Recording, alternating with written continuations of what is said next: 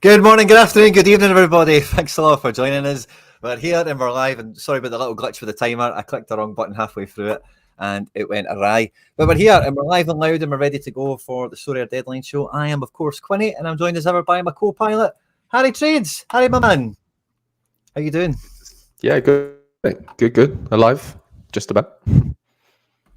Just about, yeah. Live and pretty much on time as well, which is the way we like to do it here. We've got Sorare scouts and managers from all over the world joining us, getting ready for what is set to be a huge weekend, Harry boy, before we go off into that terrible 2-week black hole of a Bermuda Triangle that we call the international break.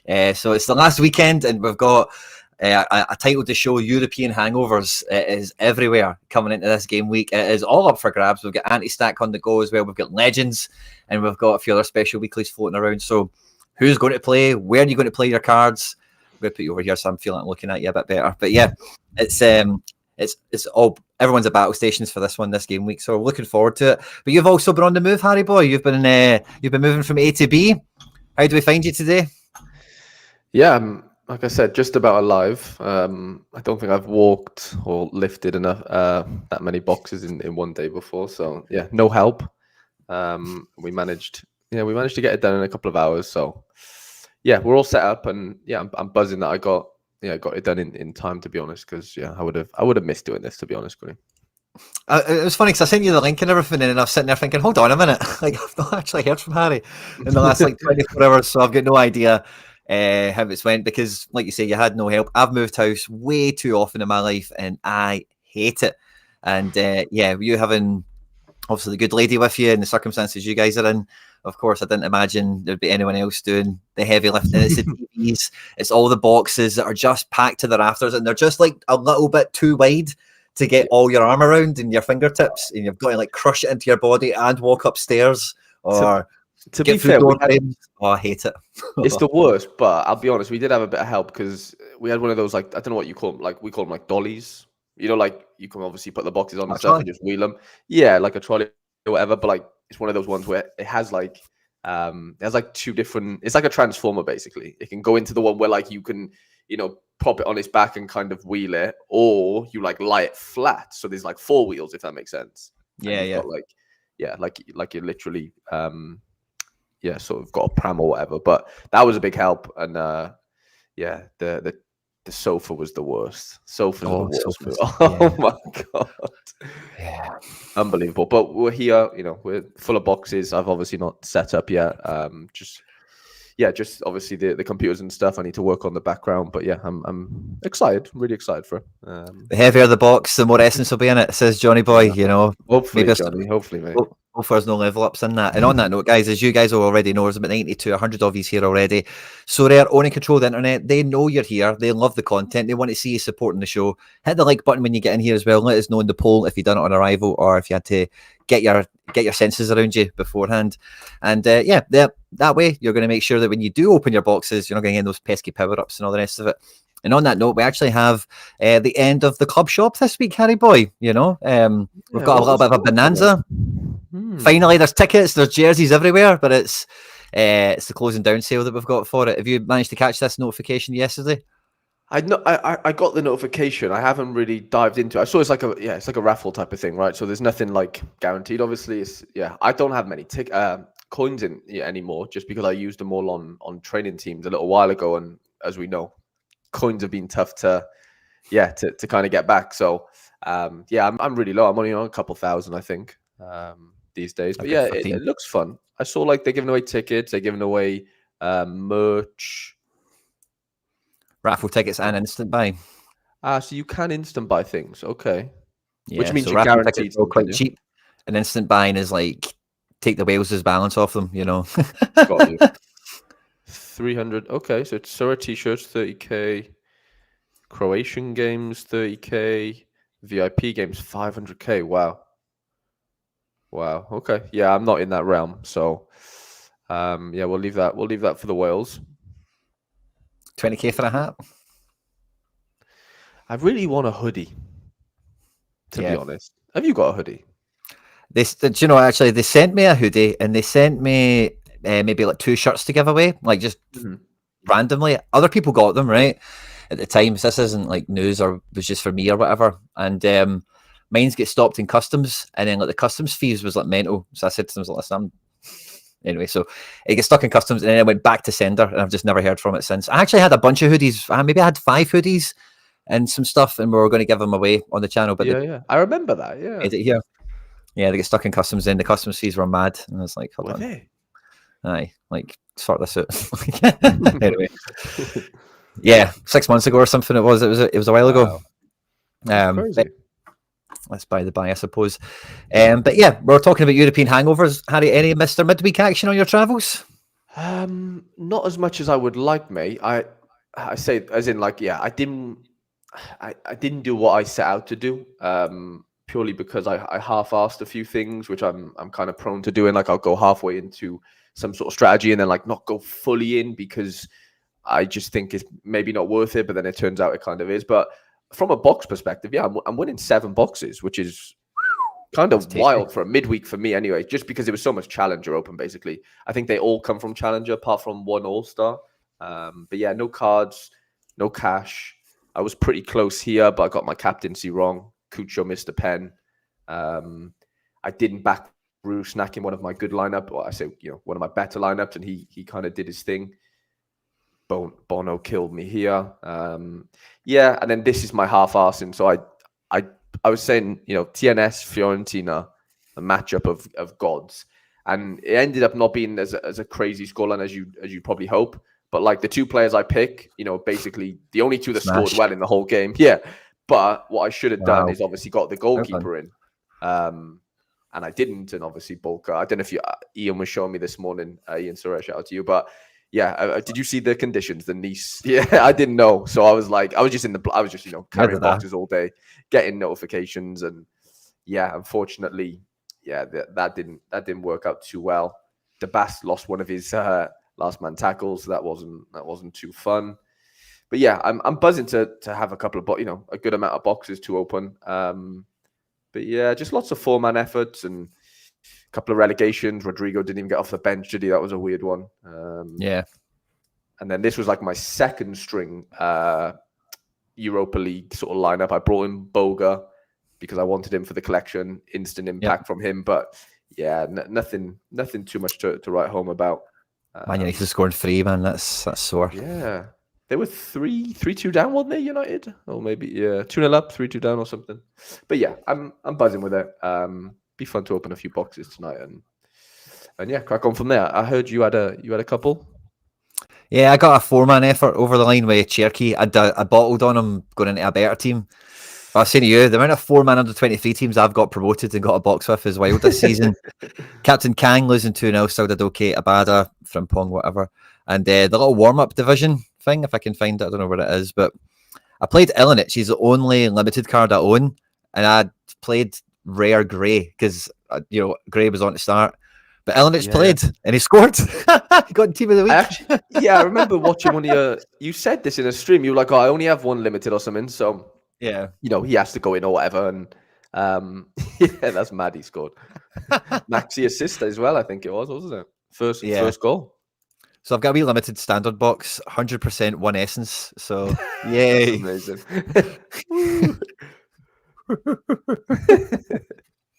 Warm up. I didn't even think we'd like I said to you, I didn't think we'd be able to play. I thought there'd be some sort of restriction, but I guess not, unless it's 10 or more limiteds or 10 or less.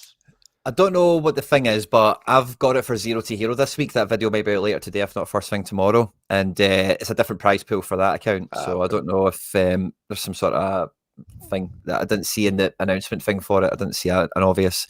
I seen that there's objectives, and once you achieve the objectives, it maybe goes to the mode that we see in front of us now. Like there's 4 things to do, like getting the top 60%, have a captain that does something, the usual stuff they do. So it might be that just that I've fulfilled those like achievements or whatever, and that account hasn't. But I don't think it's overall going to be too great. I just wanted to touch on this before we get into the game week stuff. But after the club shop closes, everyone gets 6 training lineups. Oh wow! Yeah, so there's no point in discounting it because why for this weekend? Like but I wouldn't worry about it, bud. Like, you missed that. But just for anyone watching. But yeah, this is the game week indicator, the matchups tab for, who are the main runners and riders, who's got the strong fixtures. And yeah, I think the title European Hangover really washes across this whole list, except for Marseille and Zenit, Cologne. Yeah, exactly that.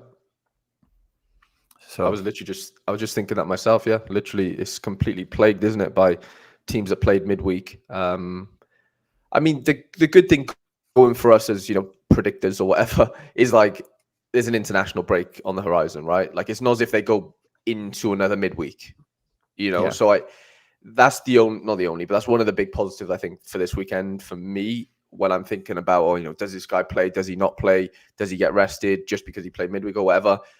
The fact that there is, an international break and not all players play in those international breaks or, go to train in the same days. And they obviously have to do a lot of traveling and stuff, a lot of the South Americans, depending on where they are in the world. But yeah, that makes me feel a little bit, it allows me, to be a bit more risky, I would say.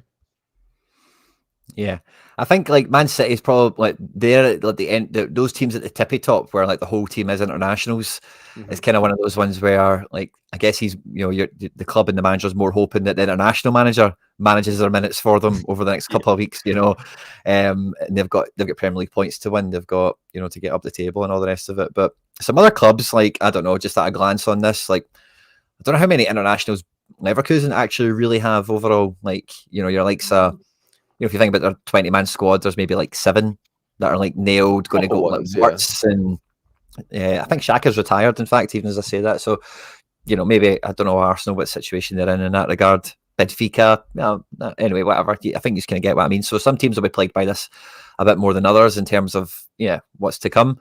But I think for all these guys here, like, really, they can't really be feeling sorry for themselves having played midweek because we're still, I think most leagues are like 6 games into the season, give or take.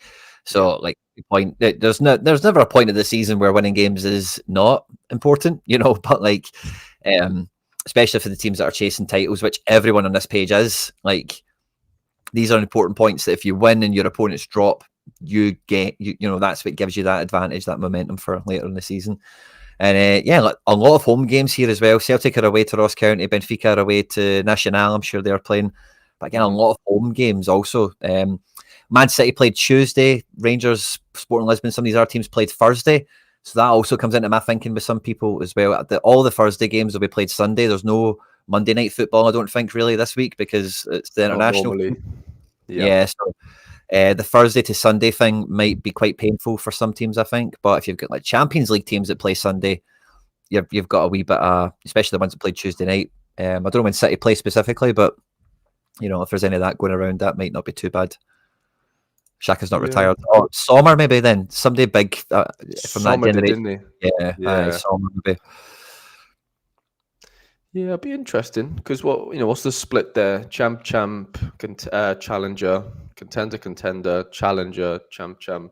Yeah, I mean it's quite evenly matched, isn't it? Like normally we see one of the 3 regions not be there, maybe as maybe prevalent as they are now. Like there's quite an even match there across the top 8 or 9 because you got Cologne in there as well, not too far away from the top 10, I would say there. So it's really evenly matched. That's probably the first time I've noticed that happen. 3 or 4 in each region there, spread across the top 12 or so, which is interesting. I don't think we've ever seen that, Quinny, as much as like I've noticed it today, honestly. Yeah, it's good, isn't it, in that sense? And I think like that's what you want. It kind of does highlight to me this week. I think it's all open. There's no like Bayern aren't there.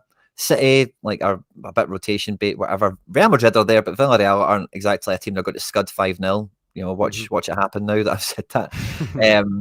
But yeah, it's not superly overpowered, I don't think, in the sense of like you coming into it going, oh, it looks like this, but Bayern are playing bottom, City are playing bottom, and you can predict the team, and PSV the same, but PSV are playing Sparta. They'll beat them, but again, Sparta are not a team they're going to scud 7-0 or whatever. No. Again, maybe just jinx it into happening, but you know what I'm saying. So it's going to be really open, and I know a lot of people. I was talking to you about this before coming on as well. If you're a classic player, your classic cards, I feel a lot of people are putting primary teams in anti-stack as well, which just really does kick the door open, not just in that competition, but the regions and whatever the people are not playing those cards in as a result. So, like, there's so many teams here. Like, even scrolling down here, you see Inter at home, Hajduk at home. Utrecht are playing Warwick. Like, Utrecht have got some players I know people like, and that's a great game. Ajax, again, are quite low down in this, but they're still very much in a good situation this game week. Yeah, there's just so many. Napoli playing Como at home. And Antonio Conte's just rediscovered that Serie A cheat code of his. That he just always wins games there all of a sudden. Atalanta at home at Genoa. Chelsea, who have a midweek squad and a weekend squad, at home at Forest. There's just Bayern are playing Frankfurt. There they are. There's a lot. There's a lot going on this week from a good match. Like, we're still at 60, 63, 62%, and we're probably 20, 25 teams in, maybe even deeper. It does feel like one of those weekends where there's the knockoff of the 60. Well, yeah, Lask is the last 60%, but then you look beyond that, it's Porto at home. Like, that's not, still probably not a bad rest of the game. Exactly. Yeah, I think they play Braga, so it's not an easy game, but it's the hardest game, kind of, isn't it? Probably, yeah. Nashville at home for New York, who have been doing really well. Riker away to Slaven, who are like bottom of the league. Like, there's still some really good matchups, even as far down as here. Heidenheim away for Leipzig. I don't know. Burnley at home, Preston are like bottom of the league. Yeah. If there's ever going to be a weekend where scores are astronomical, right? Surely, this weekend's got to be up there, hasn't it? Yeah, I think so. I think the thing with these weeks is, like, everyone has like a great top pick team, and it's just a lot of it. I've seen you before coming on. A lot of the stuff I've been doing before coming on the show today has been juggling. It's just been trying to work out, right? Well, I play this guy here. Is he actually because predictions change all the way through these weeks when there is midweeks on. Is he still in the predictions this morning? And Alistair Johnson pictured at training for Celtic today after being omitted from the Canada team for, according to Jesse Marsh, back problems. So I don't know if they've just all agreed that he'll just sit the international breakout to recover, but he was in training today. And so, yeah, a lot of topsy-turvy stuff. I think we should get into some predicted lineups, Harry boy. I think how will we tackle it this week? Because we do have a lot of interesting teams. Maybe we just attack the matchups board in that sense, or maybe try and keep it to leagues and that again. I just feel last week we spent so long on the Prem by accident because it was. We do, don't we? I think it's just from us wanting to speak so much on them, but unfortunately we just don't. We just don't have the time. Like, actually, don't have the time. I think maybe just go through. I don't know. Start with Champ and go like the best 5 matchups in each league, because then at least that condenses, and then we can, at the end maybe do requests and whatever. And because I don't know, we're 20 minutes in. I don't fancy ourselves to get past the Prem if we like we normally do. Yeah, sure. Well, I guess we'll start with the Prem, and maybe we'll just have a bit of a rolling scan on them like we've done with some of our leagues, and we'll just kind of keep a good pace kind of throughout. The top game we've got here is Palace at home at Liverpool, who had Tuesday night football, I think it was, for Liverpool, or no, was it Wednesday? Yeah. Tuesday or Wednesday, wasn't it? Yeah, one of the two. Certainly Champions League, yeah. Palace at home, starting lineup looks decent. Probably the strongest their back threes look since they lost Anderson, to be honest. Definitely. And then there's the Liverpool team. Not many changes expected. No, they're in a good groove, aren't they?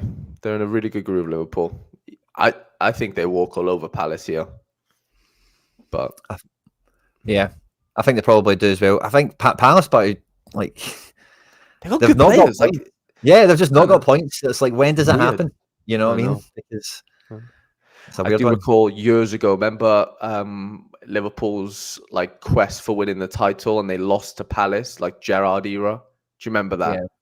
It was like a Monday night game or something. They lost like 3-2 or something. Yeah, that just always haunts me. Selhurst Park. Not as if I'm a Liverpool fan, but I just remember that game so vividly.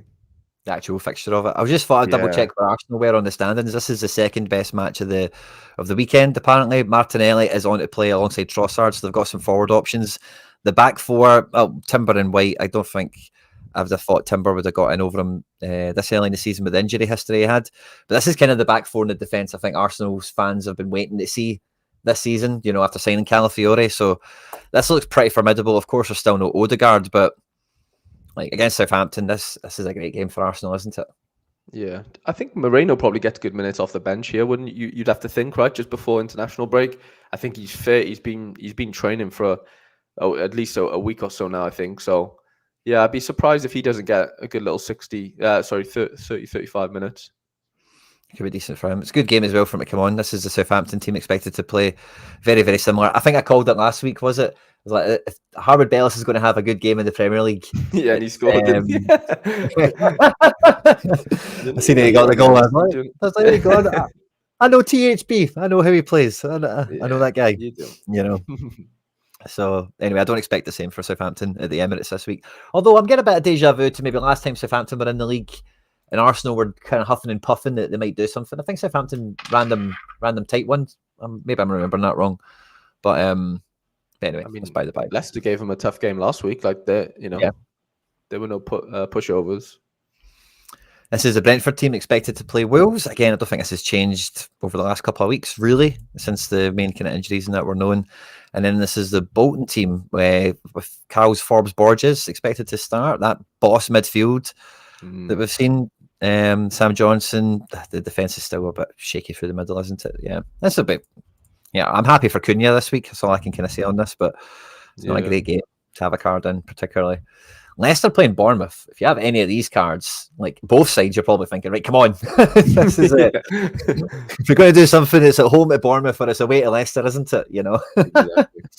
Yeah. So that's a tough one to call, though. Really tough. Yeah. Because Bournemouth, we know, can slay a team quite comfortably with the firepower they have. Yeah, I honestly couldn't call that one, genuinely. Semenyo last week, Unbelievable, isn't he? Yeah, really coming on his own. So athletic. It's just unbelievable. The way his strides are is ridiculous. So Akoli, Fies, Hermanson have their work out for them this weekend. City Fulham, how much pep roulette do we need to worry about? I think the team kind of is like injured enough where there's not much roulette to be had, is there? Kind of, yeah. Especially in those like midfielder spots. Like Foden came off relatively early, I think, in that game midweek. Doku played a full game, I think, as did Savio, or close enough to it.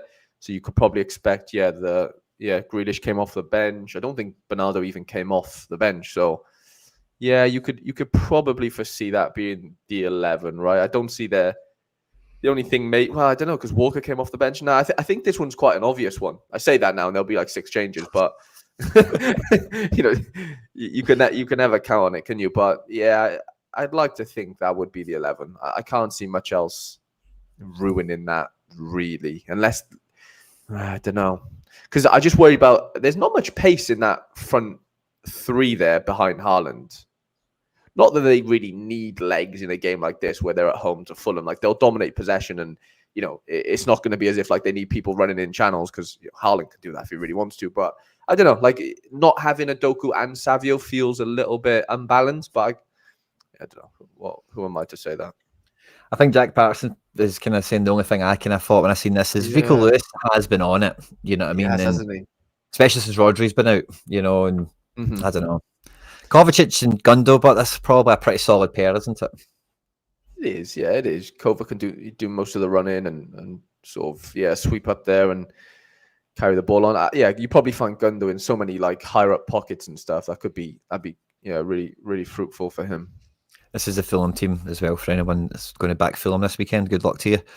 It's not out of the question, but it's certainly a brave man. West Ham are at home, Ipswich. This is, again, a very consistent lineup we've seen over the last couple of weeks. Still no Sorare in the starting lineup, which is going to frustrate me until it happens. But Somerville's in to start this one, which I think is a new one. Okay. Someone mentioned Somerville earlier. What happened? Something happened with Kudus, didn't it? He had like a bit of a bust up with Lopetegui. I don't know. They like someone will know in the chat, but something happened where like they brought him off and he was, I don't know, he was fuming. Typical sort of prima donna situation, I think. But get your money on if he starts, get your money on Kudus scoring this weekend after the little bust up. Aye, playing with a bit of fire in his belly. Yeah. And this is the Ipswich team who, are definitely not to be written off. Again, very consistent lineup, I think we've seen from them to this point. Lots of games, Quinny, where I'm like, I can't really pick a winner between like Leicester, Bournemouth, Ipswich, whoever they're playing. We just saw then West Ham. Like, there's quite a lot of sort of stalemates there for me. Yeah, Everton at home to Newcastle. This feels like a good Newcastle game, but again, Everton aren't without the potential. No Isak. Yeah, no Isak's worrying. No Gordon Isak. hasn't been on it. I know he scored it last week against City, the pen, but Newcastle aren't in a. If Everton are ever going to beat Newcastle, this weekend at home. Yeah, On fire. I would agree with that. But having watched Newcastle at City, like that game you're talking about there with Gordon through the middle and whatnot, like I don't know. I think Newcastle look good, man. Now I think this is a game that Bruno smashes over 80. I think he could be a big player in a game like this. Yeah, and Murphy, by the way, this is a guy. Both Murphy and I think Jacob Ramsey at Aston Villa, they're very easy players to kind of overlook because they're just quietly like a 7 all the time. But like he's putting in a great shift at the moment, and Barnes is. So I don't know. I fancy Newcastle. I think Pope is just always clean sheet capable. I'm not a big fan of Pickford, but that's just my personal thing. So I don't know. I just think this is a good one for Newcastle. But I know what you're saying. Like if Everton are to get points off them, like they're looking good enough, you know. So yeah, I get it. Gordon X club though. Don't be surprised if he scores. That as well, of course. Now, Aston Villa fans are saying that they're going to end Ten Hag this weekend. After beating, he didn't even start, did he? How can you?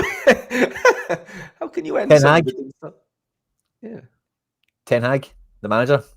Yeah, I'm saying how can you end him if he didn't even start? As in, like, oh, got you, got you, mate. I totally got you wrong there, and I don't know how I managed that, but yeah, no, I'm with you. Yeah, they're saying they're going to take him out this weekend anyway. And Villa Park will be rocking after beating Bayern Munich. Same team, it looks like, is going to line up again. And John Duran's coming in to start, I beg your pardon, over Ramsey. Yeah, Ramsey come off injured, I think. Yeah. If memory serves me now. So yeah, but this could be a good one. 2 up tops, a wee bit different for the Villa, but against this Man United team, why not? 2 men in the box. Like they're not gonna be able to handle Watkins and Duran, are they? No. I mean, like, De Ligt's obviously quite big physically, but yeah, Martinez will probably lose a few aerial duels with them. Not to say that he's not good in the air, but yeah, I just fancy Watkins and Duran to kind of outdo them maybe physically. And yeah, this feels like just Villa just shoot 2-3-0. Like I can honestly see it. I really Is this the Morgan Rogers show again? Potentially, yeah. I like who in that United midfield can really deal with. Like, you know, you could argue Ugarte might have a decent little go at it, Mino as well, but physically, I just think Rodgers is he's just unbelievable. You just can't stop him when he's galloping and sort of going forward with the ball. It's really, really tough. Bruno ain't gonna do it, so I worry for United there a little bit. Chelsea at home to Forest. This is a weekend team that they're going to be playing. Quite consistent with what we've seen over the last few weeks, to be honest with you. Palmer's in his best form at the moment. Madueke's looking good. Sancho's coming back. And this is the Forest team. Sorry, Harry, on you go. No, I was just thinking then, yeah, I do worry for Forest here. Chelsea at home, isn't it? It feels like, you just can't. You can't look past them at this point. Like they are doing the business. I know Cole's obviously a massive part of that, but yeah, he's just Captain Cole this weekend, isn't it? It's got to be. Yeah, big time.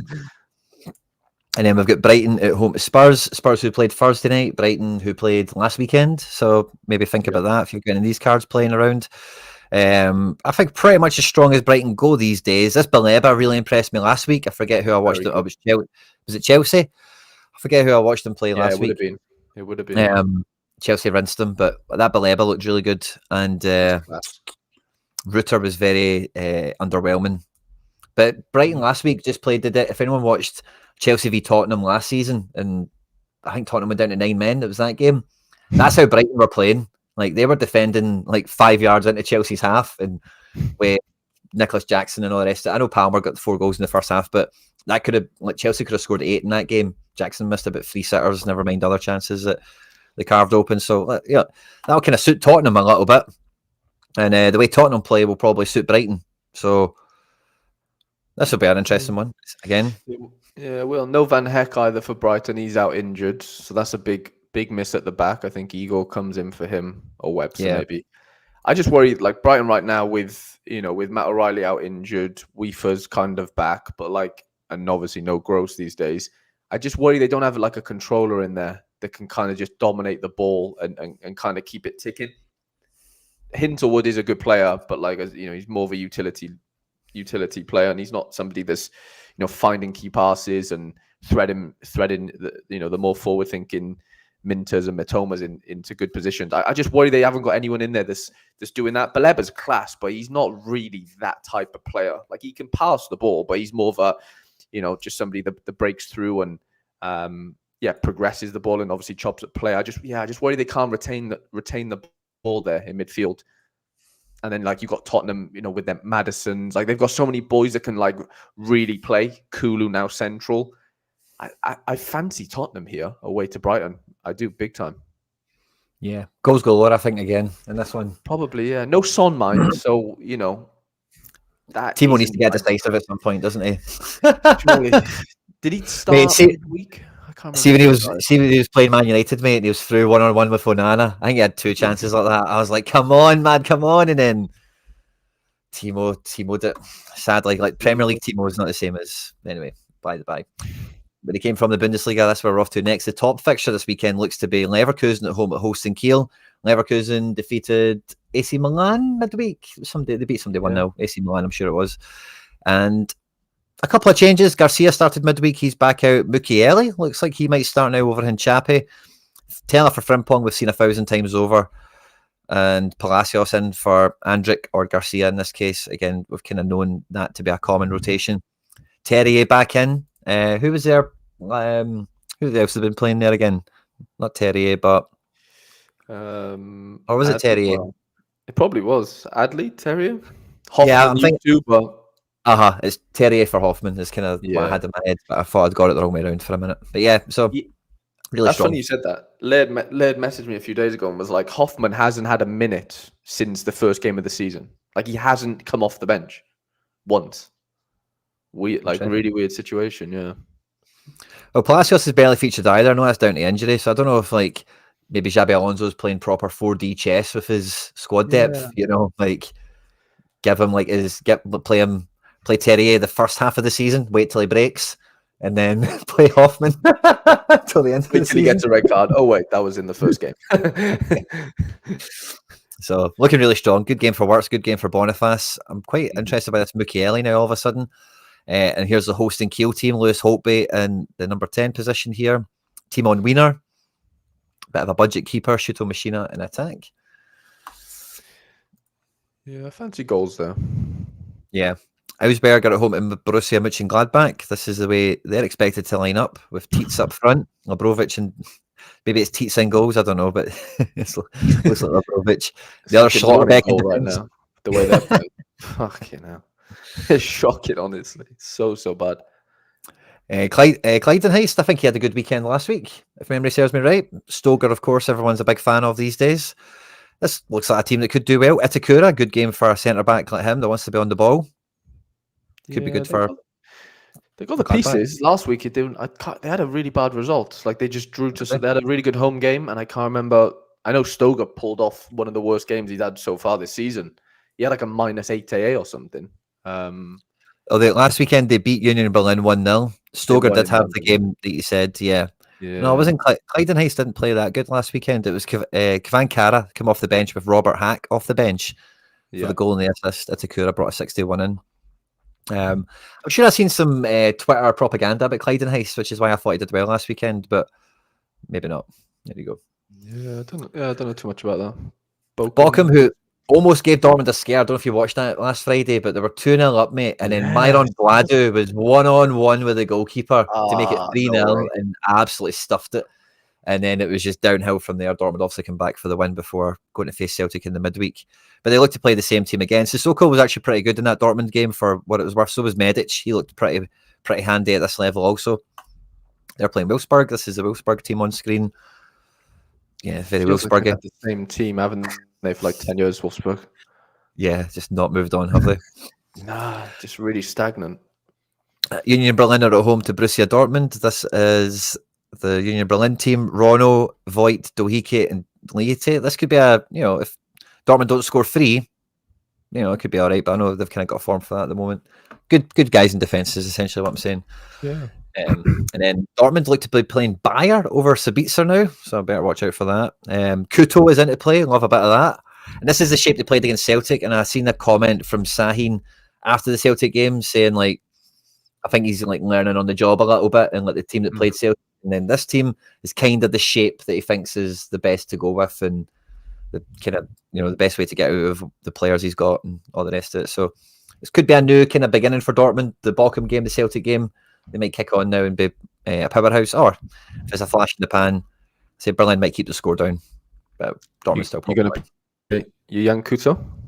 Definitely playing Kuto. Sabitzer now I'm probably going to bench, but we've then got Bremen at home at Freiburg. Skelly Alvaro. Always love looking out for this kid. No Nicholas Stark. He must be injured again. Happens every 5 games. I won him midweek, by the way, Quinny. Did you? Oh, yeah. Brilliant. I think I crafted him. I crafted him as a tier 5. I don't think I got through reward because reward videos all came out Tuesday night. So I recorded my rewards. Celtic kicked off at 8 o'clock, and then I was just, wasn't it? And then I was just in Celtic doom and gloom. So I didn't actually catch reward videos, mate. So I'm sorry, I did miss that. But he's injured, yeah. Got injured, is he? Yeah, he was like 30% on, and then I think he's completely out, which is a bit annoying. But in this Freiburg team, by the way, I know everyone loves Grifo, but Junior Adamu used to get some DAs, back in Austria for Salzburg. Yeah, he was a Salzburg boy, wasn't he? Yeah. Yeah, Ritsu Dohan, Maxi Agustin. There's some guys here. I think Griffel missed a pen last weekend. Yeah, he let some people down. Pretty sure he had a bit of a stinker, didn't he? St. Pauli at home to Mainz. This is the St. Pauli team on screen. Jackson Irvine and Vasilj, the main ones I kind of care about. This is the Mainz team. Zentner in goals. Mercedes Jens is back in defence again. Amiri is back from suspension. This is a fun SO5 team, Mainz, I think. That's like a good budget little spine in there, isn't there? Yeah, a little Japanese takeover. Don't mind it. Yeah. Sano, Hong, Lee. Yeah. Don't mind about that. Heidenheim, who played Thursday night in Europa Conference League action. They've got Paul Wanner, and I've seen this guy, by the way, was getting some attention on the timeline the last week or two. He's a bit of a Bayern Munich wonder kid, if memory serves me right. I don't know if they've signed him or if he's on loan, but I've seen on my timeline that people are like, oh, he's now one for watching out for. He's really interesting. Yeah, so Bayern card for a wee while, hasn't he? He got a card quite quickly, I think. He had a rookie. He had a sneaky rookie, I think, a couple of years ago, maybe 2 minutes ago, maybe. Maybe Honeycomb. The Honeycomb background. Could be wrong though. I might be. My memory might be. Wait, check it. Yeah, going a bit wayward, but I'm just sure curious. He had a nice one. A nice little rookie. Oldest season we've got is 22-23, and it is a rookie, but it's the big face, 16-year-olds love cards like that, man. That's a belter, and not many of them either. 12. No. Yeah, that's fun. He's really good. That's a good rookie. He moves really well. He kind of moves like Musiala, like quite bangly, and he's really silky. Yeah, you're probably not getting him off any of these guys, are you? Probably not. No, it could be a tough get. Shortest sold is 11 months. Yeah, that's a long termer, isn't it? If I've ever seen them. I think the rest of them are first owners, so they're probably on buying collections and stuff. Yeah, fun card. Yeah, he's a good one. And they're playing Leipzig, which is Leipzig. Yeah, it's just the same. They played somebody midweek away. Lost to Juve 3-2. Yeah. They were 2-0 up, 1-0 up. Nah, they went for it. Wow. Yeah. So there's their team. Could do okay. Vermeeren's in over Seawald perhaps this weekend. Frankfurt are at home to Bayern München. Marmouche, Katike, Chaibe, all the boys are there. Hugo Larsson. We've seen this team now for 2 or 3 weeks and they've been kind of doing well as usual. And Frankfurt are like a typical team that could upset Bayern or Dortmund or whoever's on form. Like Frankfurt could just beat anyone, especially at home. Or it might even just be, even if they lose, they'll still score 3 and kill the goalkeeper for you. Literally, yeah. Trapp will concede 10, but they've scored 3 or something. It'll just be something crazy like that, right? That's the Bundesliga for us. No Musiala though. Musiala's got a little niggle I saw on Twitter, or a little muscle injury. They're not gonna risk him until after the international break. So. Yeah, I mean, Coleman started midweek, didn't he? Which was a bit bit of a random one. Yeah. So yeah, Bayern should still do well for the keep. Well, I think he can still play a Kane and a Elise and a Kimmich with a bit of confidence, but the rest of them would be, yeah. Is there someone else you've got? Yeah, especially after conceding that goal to Duran. Yeah, who'll be having nightmares about that one. Stuttgart have Chris Führich back in the lineup. And yeah, I think Stuttgart, like, I know they drew with Sparta Prague midweek, and it's obviously not a great result for them, but this is I think the strongest, like, with Führich back in, like, this is, yeah, I know they've lost guys, but I think this is the strongest I've seen them look in a starting 11 this season. Yeah, it's a good matchup. This and the, like economist said then, yeah, the Leverkusen, those are the two standout home fixtures. Hoffenheim played yesterday at home to Dynamo Kiev. I think they got a result. They did rotate a couple. I only know this because I have that Tom Bershoff in there who looks to be playing again. But yeah, I think this could be, Stuttgart stacks could end up sweeping up a little bit. I think here, if you can get this, like, the front six right, because that Leweling, I know he's a pretty handy player, isn't he? So yeah, if he comes in or whatever, but I mean, Hoffenheim are no mugs, but that just screams like it could be like 4-0. Yeah. Last week, by the way, last weekend, Hoffenheim were 3-0 up in 11 minutes. Yeah, they got a red card and lost the game. Wow. So that just tells you, yeah, they literally just completely capitulated because of the red. It was Werder Bremen that scored. I think Stark had like 2 DAs. It was a bit of a mental game in the end. Stark loves a bit of that. I'm just looking to see what the next champion one is. Maybe France. We'll go there next. Let's go to France. Friday night action for Marseille. They're playing tonight. No midweek football for them, so they're coming into it relatively fresh enough. This is how they look to line up. Rabiot not quite in yet over Kondogbia, it looks like, but yeah, I think we've seen this same lineup last week. Amin Harit in the middle, Greenwood and Henrique out wide, Elwaye up top, and they're playing Angers, who have Fofana, which I know is quite a well-carded keeper. A lot of people like him. And is there someone else in this team that folk like? No, there's not. I don't know why I thought there was somebody else. Really? Abdelli's quite fun. He's okay. He was good in the French second division and then moved up or whatever. But yeah, this could be like curtains for Champion Region midweek for the weekends. Like how that Nice week. Smash. Yeah, I worry big time here.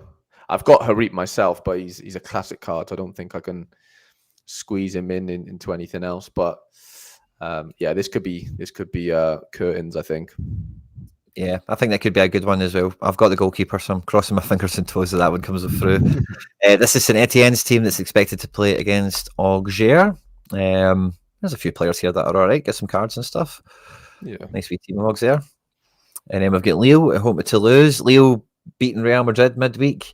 And, I've got to say, I was so buzzing for Joe David scoring against Real Madrid and Chevalier getting a clean sheet against Real Madrid. I just thought for both of them, especially like as a Sorare player, like, you kind of feel what both of those guys have went through for the last couple of, not that it's been anything bad, but like, their journey, their career and all the rest of it. And a Champions League game against Real Madrid, like, Joe David must be on top of the world this morning, and wee Lucas definitely did his reputation no harm at all in that match. So they're home at Toulouse. They'll be walking on cloud 9. Like, they've got to be coming into this game with some armour, I think. That way players on form and confidence just are a bit taller, a bit faster. The shots always go in. It feels like Lille they're at home as well. It feels like Lille might have a bit of that going for them this weekend for me.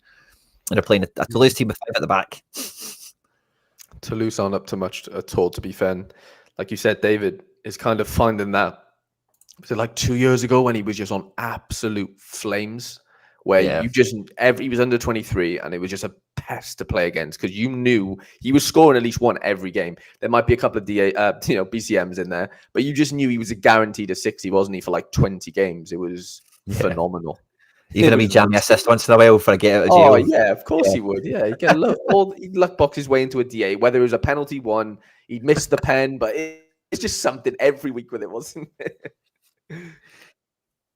So look forward to seeing him kick on, and hopefully that's a good point for his career, because he has had flames, he has had form, but there's been links no one's ever really came calling for him overly, and this Champions League kind of thing is maybe like, he is that guy, he can be that guy, not his first Champions League campaign, of course. He has won the league with Lille, which can't be forgotten as well, so it's not like he's just emerging, it's just more kind of development. This is the Rennes team who are at home to Monaco. Rennes, no midweek football again for that kind of context. 3-5-2, quite attacking looking. And they're playing Monaco, who drew away to Dinamo Zagreb midweek. So yeah, I don't really know how to think about that coming into this one, but yeah, good Monaco-looking team on the face of it. Yeah, lots of good FSO5 pieces in there, but this could be 2 or 3 all quite comfortably. Yeah. Not that I want that to happen to your Mandanda, but it could easily happen. Let's hope not. Let's hope not.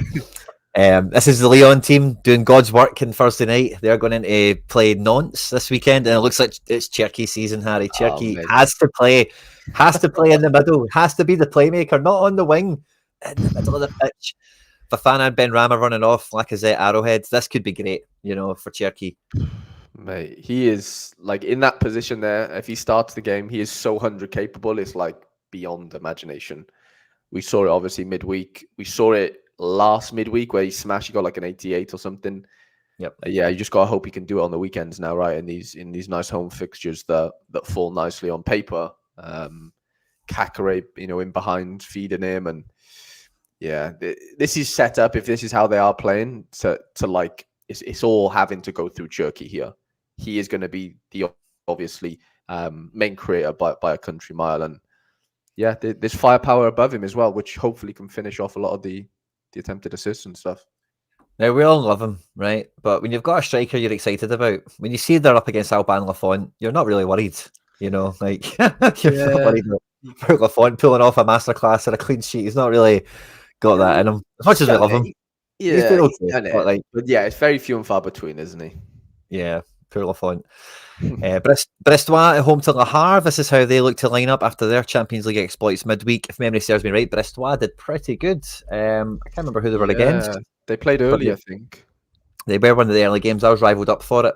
And they done well. I forget who it was, but again, they'll be feeling good about themselves. Mm-hmm. And they are playing Le Havre, 5 at the back. Don't really know anyone else in the team. We then get Reims at home to Montpellier. This is the Reims team. Jovan Diouf, again, very well carded goalkeeper. We've then got Ito and Nakamura, Harry's boys on the wings. Last week, Quinny, they both got DAs, but I think they missed out on the double DA. As in Ito, BCC'd, Nakamura, but he missed it, obviously. So could have got a lot better for me, but it was a good one. And that was in a not tough game, but they were away, I think, to Angers with... You played them together, didn't you? Yeah. I've got them again lined up this week, so I'm really praying that I can nail that because they've done it already this season. They've done a double DA. I just didn't have them lined up in the same lineup. So, yeah. Salzburg, is that who it was? Yeah. That was they battered them, didn't they? Go on the Brestois. Teji's on to play. Wabi Kazri's on to play. Chotard, who I know a lot of people like now after his Olympics, he's on to play. And then we've got Strasbourg Lons. On you go, Harry. Yeah, Strasbourg at home, but definitely no mugs. Bakwa, they've got a few boys that can score really well. The left wing back there, Diego, I can't see his name. Is it like Morea? Yeah, he scored really well last game on loan from. I don't know whether he's still on loan from Chelsea, but he was bought by Chelsea, wasn't he? Yeah, he's a Chelsea guy. But like Lens, like their keeper, is it Bryce Samba? Like he can. Yeah. He's a fun keeper. Yeah, like I think he did 100 last week or close to it. I had Bolker in obviously the same fixture, and they both scored really well. But yeah, Samba nearly did 100, I think. Aguilar's in this defence as well. Adrian Thomas in the midfield. Decent defensive sector. Gini used to be really good when he was at Angers. He was really good, wasn't he? He was like a set piece taker, number 10. Yeah, he was good. Yeah. That's a fun game. Yeah, and then the last one we've got is Nice. Harry, Nice against PSG. What are you thinking? Mate, yeah, I mean, just because I only have one like in-season champ keeper, I'm obviously, having to back Bolker here, in some way. But ex-club, he'll have a lot to prove and a lot to play for. Like if he's ever going to score 80, 90, it's in this game. Whether it's a pen save, whether it's 40 AA, like that is. A possibility, looking at the brighter side of things, the negative side of that is, PSG could run riot because, that's just PSG. But, Boga's back, Cho's back. and Tanguy come off the bench midweek. He was injured for the last weekend, so they're only missing Melvin Bard really, like as far as their starting 11 goes. So, I mean, you've got to fancy them. They're at home. I can't see them not scoring. I just worry that they concede a couple, which is obviously a big worry. So I don't know. I'm sticking with Bolka. I'm going to play my Klaus, I think, just because he's so decisive, capable, where if they do concede 2, let's say, at least he might get a DA to where like it kind of counteracts it. And I need Bolka, obviously, to do a lot of AA and not concede 3. So, but what's happening with Dembele right now for PSG? Isn't he? He had a bit of fell out with the manager. Yeah. Is it? Well, that's good for Kang, obviously. Good for you and Kang. First time Kang's been projected to start. Now watch him not start. Yeah, watch him not start. Guaranteed he's not starting, by the way. Like, it's 100%. 100%. It's just got to be the way, hasn't it? We'll jump through La Liga quickly now. We've got Leganés at home to Valencia. Team is on screen for you guys now. But yeah, I might have a wee bit of juggling. I've got to admit, see, last week, Harry, after the deadline drama, as soon as the deadline went, I knew I'd fucked my teams. Like, I knew the juggling and whatever. I felt so bad about it right afterwards. So hopefully, I want to avoid that this week. Valencia's team doesn't look too half bad. Leganés, not pushovers, but nothing to be feared. Espanyol Mallorca is on screen. Yeah, most of the league is kind of. It's just hard to get through La Liga for me. As in, like, there's just not much going on, is there? From like a scoring perspective, really, like outside of Lo Celso at Betis, and I don't know. It's just hard to get behind. Where like a lot of the other champ regions or leagues, like you can just foresee good scores. Yeah, Zaragoza was unbelievable, wasn't he? The ball roll. Yeah. Aye. Palmas, Celta Vigo. Like, okay, Aspas probably does a bit here. Maybe you got rested midweek. Mate, Januzaj, Fabio Silva, Moliero, and McBurney. They played all together last week. I noticed this. I was like, what? Januzaj before? I know. What? I didn't even know Januzaj played for Las Palmas. Wow. He played last weekend. He was doing stepovers and shit. He was like... against no one, probably. Just against the corner flag or something. Fabio Silva scored last weekend as well. Moliero's having a great season. Yeah, and then McBurney up top. So it's funny, just man. like... It's just such a weird team, isn't it? No, obviously, yeah, I know. Obviously, this affects you negatively, but like no goalkeeper right now. No Cillison. I don't know. This just looks like such a makeshift team right now. I'm outside of Malero. Like I just worry. I worry for Las Palmas. And they're up against Celta Vigo, who started quite good and have maybe faded away a little bit. And somebody's asking in the chat, but yeah, the show is sponsored by Predictorfy. Predictorfy is what we've got for all of our predicted lineups. It's Predictor, at the end.com. And you can get access to all this as well if you get the regional packages or the global packages and all the rest of it. So yeah, Predictorfy.com. Feel free to check it out. This is a Celta Vigo team.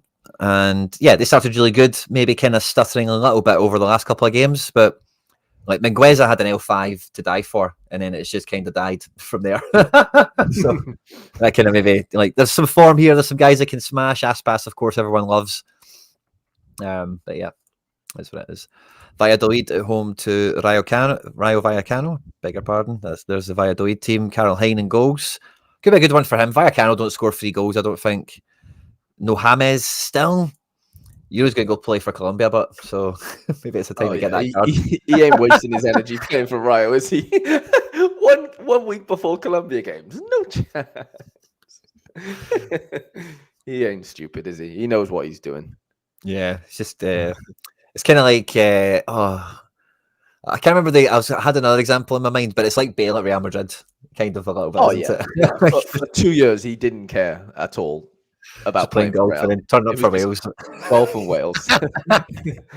Speaking of which, Real Madrid at home at Villarreal. I seen the clip that went out today of Bellingham when he tries to switch the ball, and Mbappe and Vinny are both on the other side of the pitch, like on their heels. And Bellingham gets up and he's like, "What the fuck he's doing?" And it's just selfish buggers. The two of them are like, "No, I'm standing on the left," and they're both standing there waiting for the other one to go into the middle, and they're both like, "No, I'm staying on the left," And, that's grow up. You could kind of foresee this happening, though. Really, I know it's only one game or whatever, but like, with so many egos, so many players wanting to score, assist, like, if the DAs aren't going around, like, there's hungry guys out there, maybe doing things that they probably shouldn't be from a selfish perspective and not helping the team. Where, you know, as much as Bellingham comes across as, you know, a leader and stuff, like, I don't know, I just worry there's a bit of detachment maybe from that sort of front three compared to like the rest of the team. That's how it feels anyway, you know, from a, I don't know. This is a wee bit here. Maybe get in trouble for this, but we'll try it anyway. Far away from their goal as possible. Keep the Look at them! Look at them! oh wow, yeah. I was gonna say, yeah, put that down just in case. But yeah, I mean, like, no, you go in the middle. No, you go in the middle. why are they both there? Like, they're so selfish, isn't it? Like, look at Bellingham. Look at Bellingham. No, is he fuming? Oh my god, no. yeah, he's going mad. Yeah, he gave it all the fist, didn't he? Wow. He's right though. Like, I'd be fuming. Yeah. You can't just both be standing out there like fucking garden gnomes. Like, what use are you both being out there? Like, one of you, like you said, fine, but like, one of you's got to be doing a bit of running, and that's the problem with Vinny and Mbappe. Like, Rodrigo's quite selfless. Like, not that, you know, I'm a big Rodrigo fan. He will do that type of running if he needs to. Whereas Mbappe and Vinny, I really worry that, like, they're just so big time now. They just don't want to run, like, when in those situations. Yeah. It's more that they, I think it's more like, so they both just want to be the guy up front, although it's not like up front. Like being in school and like being told that like you're not number 9. It's like no, I'm number 9. I'm no winger, like, because back then wingers just weren't wingers of these. Like, you didn't score goals as a winger, you know. So like, I get it, but like, come on. This is the Villarreal team that will take on Real Madrid. We're crossing our fingers and toes for Nicolas Pepe to keep on his good form, of course. But yeah, the Real Madrid team's pretty much as full strength as it gets, minus Courtois, I would say. But yeah, there you go. There's Vinny and Bellingham. And Rob says it's weird because as a kid, everyone wanted to be the central striker. Everyone wants to be the left winger with the right foot now, or the right winger with the inside forward. This is a Girona team who were thoroughly embarrassed midweek for me. I know it's Feyenoord and there are no pushovers and all that, but like, they have to do so well against PSG. Yeah, they just get absolutely bugged off. And for me, it was extra painful because Angel Herrera scores an OG, and then the next notification I get is Martinez giving away a penalty. My game week just evaporated throughout the Celtic game, then the Girona game, and then Real Sociedad as well. They get stuffed. Whoever they were playing again, I can't remember the game, but they were at home to somebody. Anderlecht. Yes. What the mental Athletic Club. This is their team to play Girona. Both the Williamses are in town. Deportivo Alaves. This is their team. They're playing Barcelona. Rafinha said that he had been waiting for the Barcelona fans to chant his name. So it feels like he's had that. He's now broken in. He's kind of got that acceptance thing on the go, which these clubs like Barca and Real, like, big sometimes, isn't it? I remember Benzema was hated for years by Real Madrid fans. Ages. You know, bit of an extreme example, but Rafinha was like pure crying after the match the other day, like, "Oh, the Barca fans sang my name. It's been."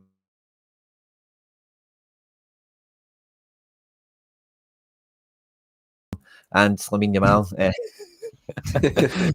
So yeah, could be good for Barca. I think, you know, just good spirits. Pedri's in the midfield, which is always a good sign for a good game.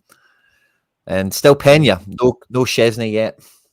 Yeah, he's signed on though now, hasn't he? Like, it's done. So yeah, like in a weird way, Quinny, Barca look like better than Real Madrid in some ways right now. I would say, as like a team, how cohesion goes. Like with Rafinha doing what he's doing, never mind him. You then got Yamal doing what he's doing. Lewan scoring serious goals as well. Yeah. Ferran, you know, Fatty's back fit. Not that he's really done much yet, but like Marc Cardoso's doing really well. Pedri's doing what like I've been hoping he would be doing over the last couple of years, like on a consistent basis. You know, like you said, playing midfield, getting the tackles, and then all the attacking sort of stats as well, and just obviously staying fit. Like. Yeah, they're looking sneaky good, Barca. Yeah, I agree. We've got a Seville derby this weekend as well for all the bet stackers out there. This is the Seville team expected to play Piqué Fernandez is in midfield. Iheanacho loves a game like this. I could see him scoring. Back four is definitely take no prisoners. And in the Betis team, Lo Celso is in. Fornals is in. Roca is in.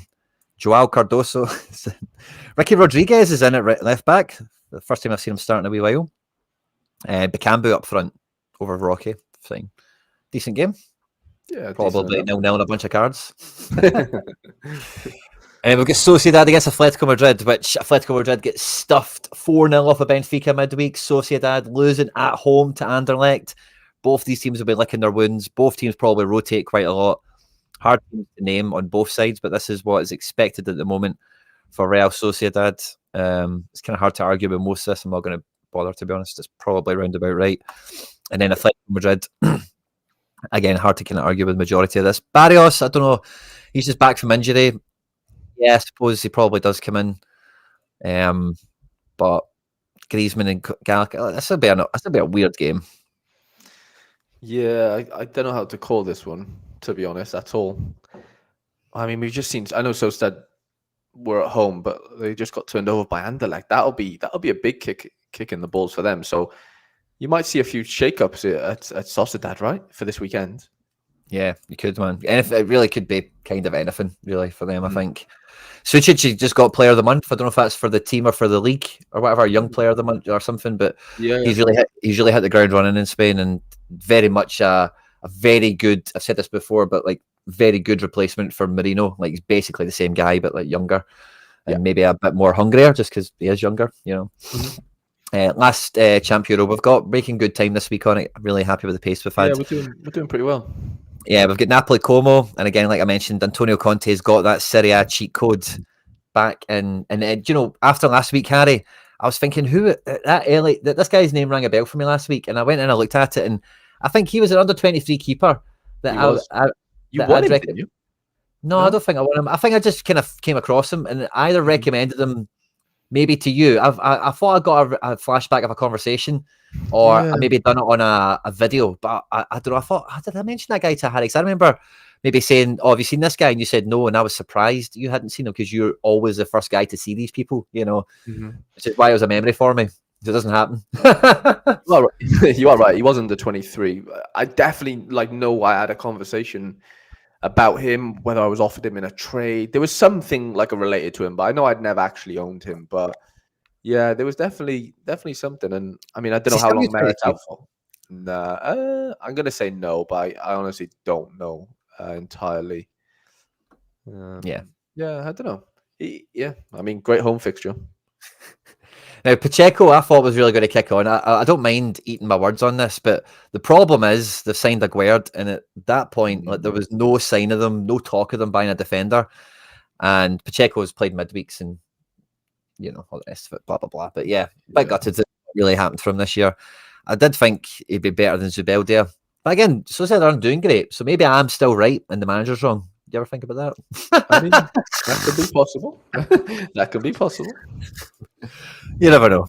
Unlikely. There you go. There's a Como team with your boy Paz in number 10. I think he did well last weekend. He was certainly appearing on my timeline recently. Maxima Perrone, Cutrone, Strafeza. Decent outfit. So it won't be easy for Napoli, but Lukaku, Kvaradona, McSauce loves Italy, doesn't he? Loves wearing that Armani kit. Loves all the Armani gear he's getting, I'm sure. You know, he's living his best life. The freebies. Aye, all the Armani trackies and t-shirts you could want, you know. All the knockouts. The Ricky legs. Hellas Verona at home at Venezia. We've got Tengsted starting again. I wonder how Tengsted's actually been doing. We were talking about this a few weeks ago, weren't we? I think he might have won a pen. I think he's had a DA or so, but I don't think he's been amazing. Yeah, he's got 2 DAs in the last. He's had 6 appearances, 2 goals right in the middle of it. Not scored in the last 2. 3-2 lost to Como last week. Your boy Lazovic is there at left back. Montipo's still in goals. Danulic is linked to Celtic in the summer. He's meant to be halfway okay. He's in defence. And they're playing Venezia. Paul in the chat is asking about Reims. We've already done them, Paul. Go back 10 minutes or so, and I reckon you might catch him. We did the whole of Ligue 1. Yeah, Sociedad manager Imanol is definitely on thin ice. Zubimendi, like, yeah, probably is regretting it a little bit, but you know, it's like for the Basque country, they're bought into the club, so regrets will be short-lived probably. This is the Udinese team expected to play. I seen Kallstrom there, by the way, and I thought it was Kim. I couldn't believe I seen that name there. Against Lecce, with Ante Rebic in attack, Falcone in defence. Atalanta at home to Genoa. Atalanta did very well against Shakhtar in the Champions League. Very same team again. I think they're quite good with keeping consistency there against Genoa. And this is I think Retegui played at Genoa last year. If we're after a revenge goal or whatever we call it. Could be a bit of that here. Yeah. Feels fine enough at home. Inter at home to Torino. And again, Inter going from strength to strength domestically and in Europe, it feels like at the moment. Wee bit of rotation for some of the known elements. Fratesi for Zielinski, Darmian and Dumfries. I don't think the defence, there's no Pavard, and there's Bissek is coming in for him. So a wee bit of rotation, not anything major. They're playing Torino, who have Shea Adams in attack, Ivan Illich in midfield with Borna Souza, Sol Coco in defence, Vojvoda, one of my first commons, I'll never forget this guy, and Vanya Milinkovic-Savic. So I don't know, Inter probably win this one now, but I don't think Torino get spanked too hard. Lots of big home favourites in Serie A, isn't there? Jesus. Yeah, there is actually. Wow. Yeah, Napoli, Atalanta, Inter, now Juve. And Juve again going from strength to strength in many ways, conceding goals against Leipzig. I think that's the first goals they've conceded this season. Wow. Team's been quite consistent, but big centre back Bremer has just done his ACL, so he's out. See that. Yeah, it's a big one, really big. Yeah. So let's see how that affects him. Sal's fucking hit the ground running, hasn't he? And to start now as well. Yeah, he scored against Leipzig, I'm sure. If memory serves me right. Yeah, I think he got a goal and he definitely got a couple of DAs. I think Nico Gonzalez is maybe injured also now as well. Okay, yeah. Yeah, I like what's going on there. It's a nice Juve team, isn't it? Lots of Coops and Conte Sal. There's quite a few DA type of merchants there. Bologna at home to Parma. It says Skorupski's on 70% here, but I don't think this is 50-50. I hate. Is it really? I hate Ravaglia. Yeah, it's after Europe and it's against an easier opponent. This is what happened last time. It screwed me. If they were against like a top team, maybe, but I'm treating Skorupski as like 50-50 at best. For me personally, I don't want relegated. I don't want them screwing me. So. Yeah, I would take that with a pinch of salt, just from my own personal experience. Not saying the expert's wrong or anything like that, but if it was a better team than Parma, I would be less worried. But yeah, I guess that's a tricky one, isn't it? Yeah, Parma did well last weekend. They scored some goals and stuff.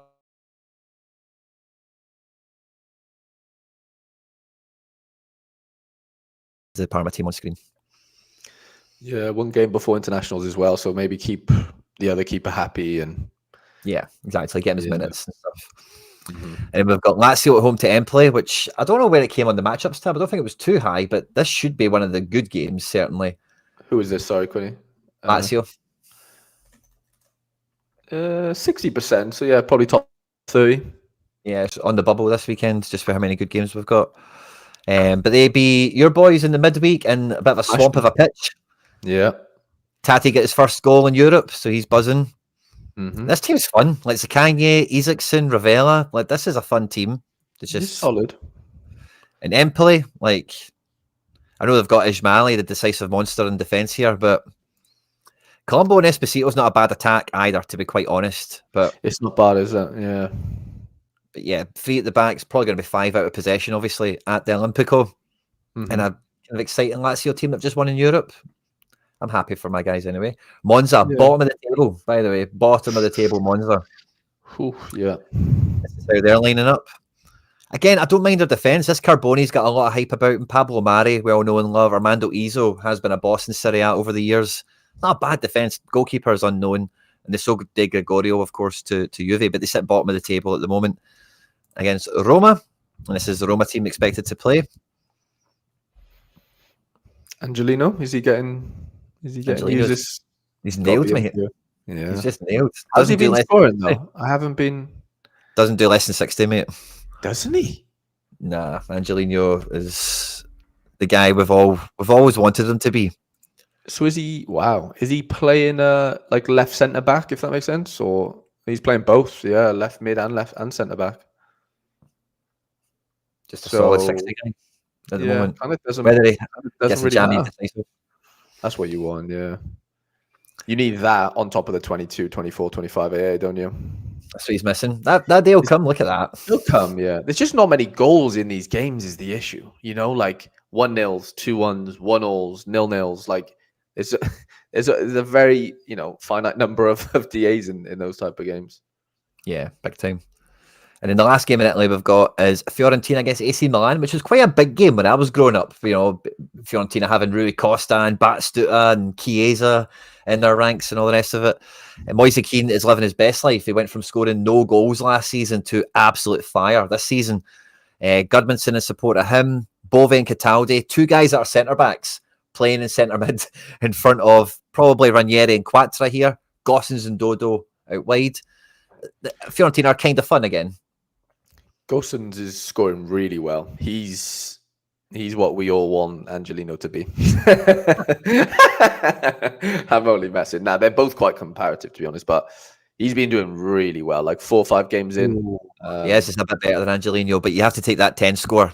That's the cost of it. Ooh, who was that for? Was it? Oh, that's brilliant.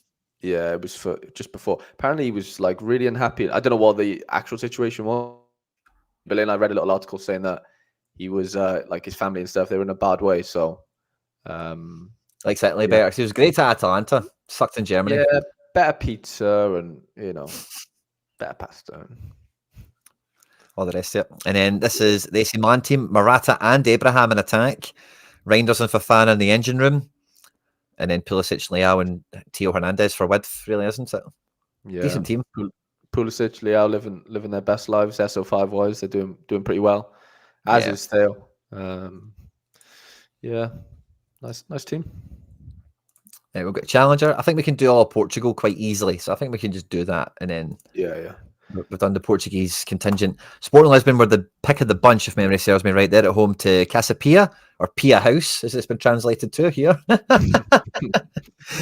It's the same team we've seen for the last, maybe not. Actually, the defence has changed. We've got Fresneda coming in. The Bast is going to start this one, and that Giovanni's been playing. So it's the back three. So we minor shuffle on. Yeah, I think Diomande had an injury. There's been a couple of injuries last couple of games, so that's why that looks a bit makeshift. But what's his name? Gyökeres blanked last weekend. Like that was the first game he hadn't had a DA in a long time since the start of the season, and I don't think he scored against PSV either. So he's on a little drought, which I'm sure he'll make up for this game with a couple of goals. Weasel, mate, that's a belter. I swear on my life, I was actually going to say it, but I was like, I can't be bothered saying it right now. And then I saw it pop up. Weasel wants it. Yeah, Skorupski this week for sure. That's amazing. And we don't need to look at the Casapia team, of course. We have a Victoria Guimarães team, so I'll put that on screen. They've got some cards. Yeah, it's because they play in Europe, isn't it? I don't know if that's the reason why we have predictions, but I know they're in Europe right now, so I've got some cards. Fair play. Okay. Quite fun. Yeah. Benfica away to Nacional. This is the Benfica team. Looks very similar to the team that just beat Atletico Madrid. Otamendi's maybe did Otamendi play midweek? I don't know, but the rest of the team looks the same. Arkatoğlu and Kokcu living their best life. Di Maria, great seeing him in the Champions League. Just especially the commentator as well. I forget the guy's name, but he's like the FIFA commentator. So when he's like Di Maria, it's like hundreds of deja vu. It hits with, If anybody's haven't watched the Benfica highlights, go and check it out. You'll hear what I mean when the commentator is like Di Maria, all the stuff he's doing down the wing and whatever. It just feels like you're listening to the old days, FIFA. Especially against Atletico as well, of course. Totally, yeah. Perfect, yeah. And then we've got Porto at home to Sporting Braga. And I was kind of saying earlier, it's the hardest game for them. It's the hardest game for them outside of, playing Benfica or Sporting Lisbon, the best of the rest, as it were. For Sporting Braga, Omorodon or Samu, whatever you want to call him, he is all over the timeline these days, isn't he? He's the boy, isn't he? He is like baby Gyökeres at this point. He's going to turn into an absolute animal, I think, SO5 wise. Like the old Taremi scores, and you know, those type of Sorare scores. Yeah, I'm excited about him. Really excited. Well done, Paul Brandon. Oh wow. And then they're playing Sporting Braga. They've got a few cards, not as many as Victoria Guimarães, it seems, but there you go. There's them. So that's Portugal. Somebody mentioned for PSV that Shooting is out. This has been updated 1 hour ago, the PSV team. So it's Sabiri, Tillman, and Gill, or Till, sorry. Gus Till became Gill in my mind there. In midfield. The back four has been quite consistent, I think. Noah Lang, Bakayoko, and De Jong in attack. This is one of the better games this weekend as well, isn't it? Yeah, on paper it is. Did they beat Sporting in the end, or was it a draw? I wanted to say it's a draw, but I might be wrong. I think you're right. Yeah, I think you're right. 1-1 maybe. Yeah, well, they've got Veerman's out right now for a couple of weeks, so that's a big miss. But I think they've got Saibari back from injury, which is obviously a nice addition. But yeah, I don't know. It just feels like it's not slim pickings, but like outside of De Jong and Pasagli, like, you know, it feels like, you know, the cookies starting to crumble a little bit on, you know, SO5 wise potentially. I don't know. I just feel like there's just less and less players that you can pick from. There's still a ton, but it used to be like you could pick the whole 11. I don't know. I just feel like, you know, there's a few little dodgy ones in there now. So Utrecht is one of the better games. They're at home to Walwick as well. Paxton Aronson, Chan Buzdogan, Romney gets some good points as well. Barkas and goals. Van der Hoorn, some good players here. Yeah, Rico, man, as far as Samu goes, if you're playing at Alaves, like, I know it's about him as a player, but ultimately, like, you can only look so good in that type of team, unfortunately, right? Like, you're, as a striker, you are only as good as the players feeding you most of the time. Like, if you're not being fed, you know, you ain't eating, right? So it's just like, if you're at Porto, chances are everything's gonna, you know, end up at your feet, and, you know, it's just about finding that form. He's young though as well. You got to think, like, he's like 20, I think, isn't he? Yeah, he's super young. You're developing so quick. Like one year you can look like an absolute dud, and then the next year, you know, if you're in the right environment, you know, the world's your oyster, I think. So yeah, a lot of development happens at that age. Yeah, so much.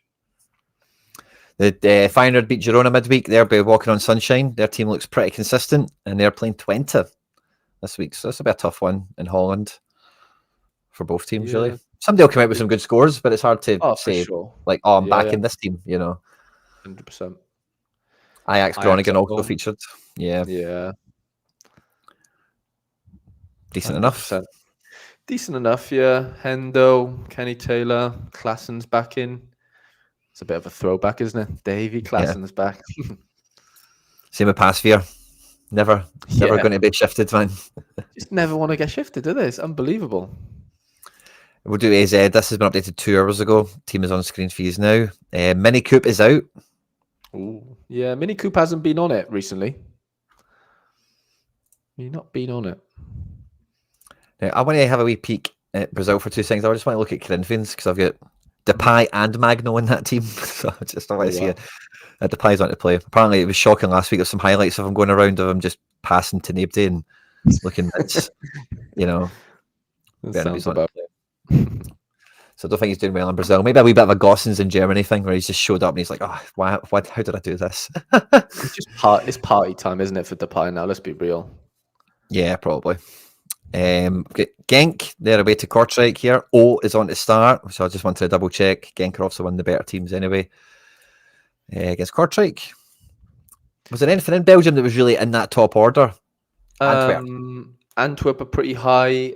Genk are actually quite high away to Kortrijk. Yeah, Kortrijk. Other than that, Club Brugge are playing somebody half decent, I think. USG. So, yeah, Belgium's actually quite tough. To be fair, Anderlecht at home is actually on paper, you know, a good matchup. My boy Franjo doing well for USG. How did he do? What did you say, sorry? What did he do? Oh, he scored 100 last weekend. Oh, nice. Yeah, he did really well. And he got a DA the week before, and he missed a pen the week before. So he's all action. All action for sure. And then the last one here is Ghent. We'll have a peek at. Ghent away. Yeah. I've got a lad playing for Saint Trudend on loan from Nice, that Bilal Brahimi right wing. Oh, nice. he is on fire. Like, Oh yeah, 30 AA type of forward. wow. With the A's. Yeah, he's doing in like not a great team. He's looking miles ahead of a lot of others. Hearing at home at Peck's Wall, got a wee mini request. I thought I'd just throw it out there. Decent fixture, yeah. I've got Big Max Cohort in a decent team.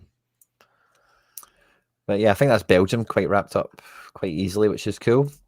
Super League, what's this? Denmark. We've got Brøndby Midtjylland, so let's just put that on. There's the Brøndby team, Suzuki, Was, Spearings. All the cards are here. This is a decent stack, isn't it? I'm surprised. I was looking at Spearings' scores for lineup builder. He's not really done well in the first 3 or 4 games there, but he's a guy that if he does actually just start playing, like he's a good champ midfielder. If you look at his scores for Toulouse in Ligue 1, like he should come good there at some point. And this is the Midtjylland team, which doesn't look anything special to me. I know everyone loves this Simsier guy. I don't look at that. He's on fire. Yeah, so, the defender's cool. Yeah, Diaw's decent. And then we got Copenhagen, Chips, Cheese and Pussy, El Yunusi in attack, Magnus Matson in support. We've got a left back in this team now, Marcus Lopez. I don't know if that's news or not, but feels like it. And this Onuguka guy just came into the team. So again, it's a new one on me. I'm not sure who he is, yeah. That Lopez has been there for a couple of months, but yeah, the other guy up front, I've literally never heard of him. No sign of Jordan, RIP. Trabzon Sport team is on screen. If anything's after this, Mohamed Cham, Visca, Orsic are all on to play. Baptista Mendy, Kakir, and goalkeeper defence. Next one, we've got Galatasaray at home to Alanyaspor. Mertens and Icardi are there. No Osman. Yeah, otherwise, he seems quite consistent, is he? Yeah, they played yesterday away. Yeah, pretty similar team to yesterday, I think. And then we've got Besiktas away to Gaziantep. Again, quite consistent for them. Although this Endur guy is coming in for what's the other guy called, Murati or something? The other midfielder, he's not there. Yeah, but the rest of the team's pretty nailed. And Immobile's been on form in Turkey. By all accounts, he's slaying it. Yeah, he's doing well. I don't see Fenerbahce. No game for Fenerbahce this week then? They might have a little buy or whatever. Maybe.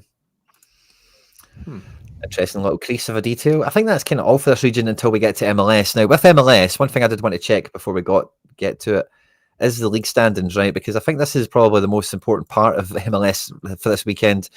There's not many games left. Who is still fighting for something? Who's dead in the water?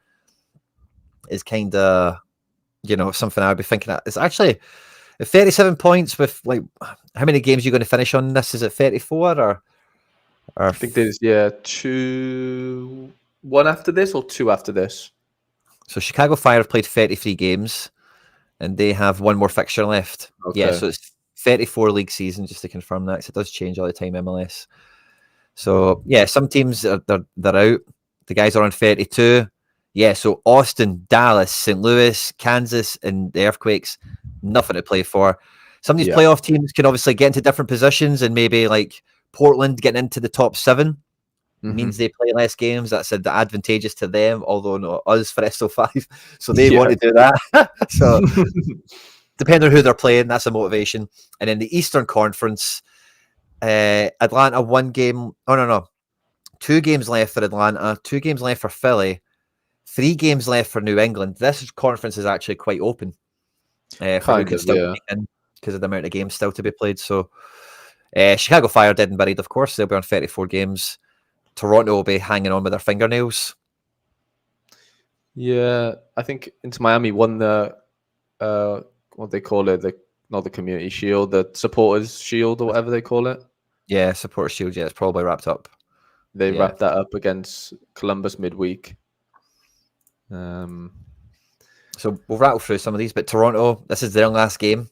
Miami have just been crowned Supporters Shield champions. Maybe, I don't know, I think Messi will be partying that hard after celebrating that win. I don't think it quite ranks along his career highlights, as it were, but you never know. But I did see the Toronto fans were raging after their game, like proper raging, and they were talking to Osorio. They were saying, like, you're fine, but the rest of the players need to take the shirt off. You're fine. Yeah, that's what they were saying. They're like, we love you, Jonathan Osorio. But everyone else has to take the shirt off. They're not good enough. Inter Miami, they're not going to let up with the team anyway. They're going to play Alba. They're going to play Biscuits. They're going to play Messi and Suarez. So they're going for it. Christoph back to the bench, Harry. Yeah, he came off. I watched the game midweek. He came off the bench. He did for a little cameo. We've got Atlanta on, of course. Sorry, I'm trying to. Atlanta, where were they at? They're on 34 points with 2 games to go, so they're still motivated, and they look to be lining up like this with Miranchuk in the heart of everything at home to the Red Bulls, who now have Forsberg back, and the Red Bulls are in the Eastern Conference. They're guaranteed playoffs as it stands. They cannot be usurped. They maybe could drop into that zone that they don't want to. So maybe there's something there. Charlotte are at home to Montreal. This is the Charlotte team on screen. Charlotte at the moment are not guaranteed playoffs, but are firmly in the position to do so.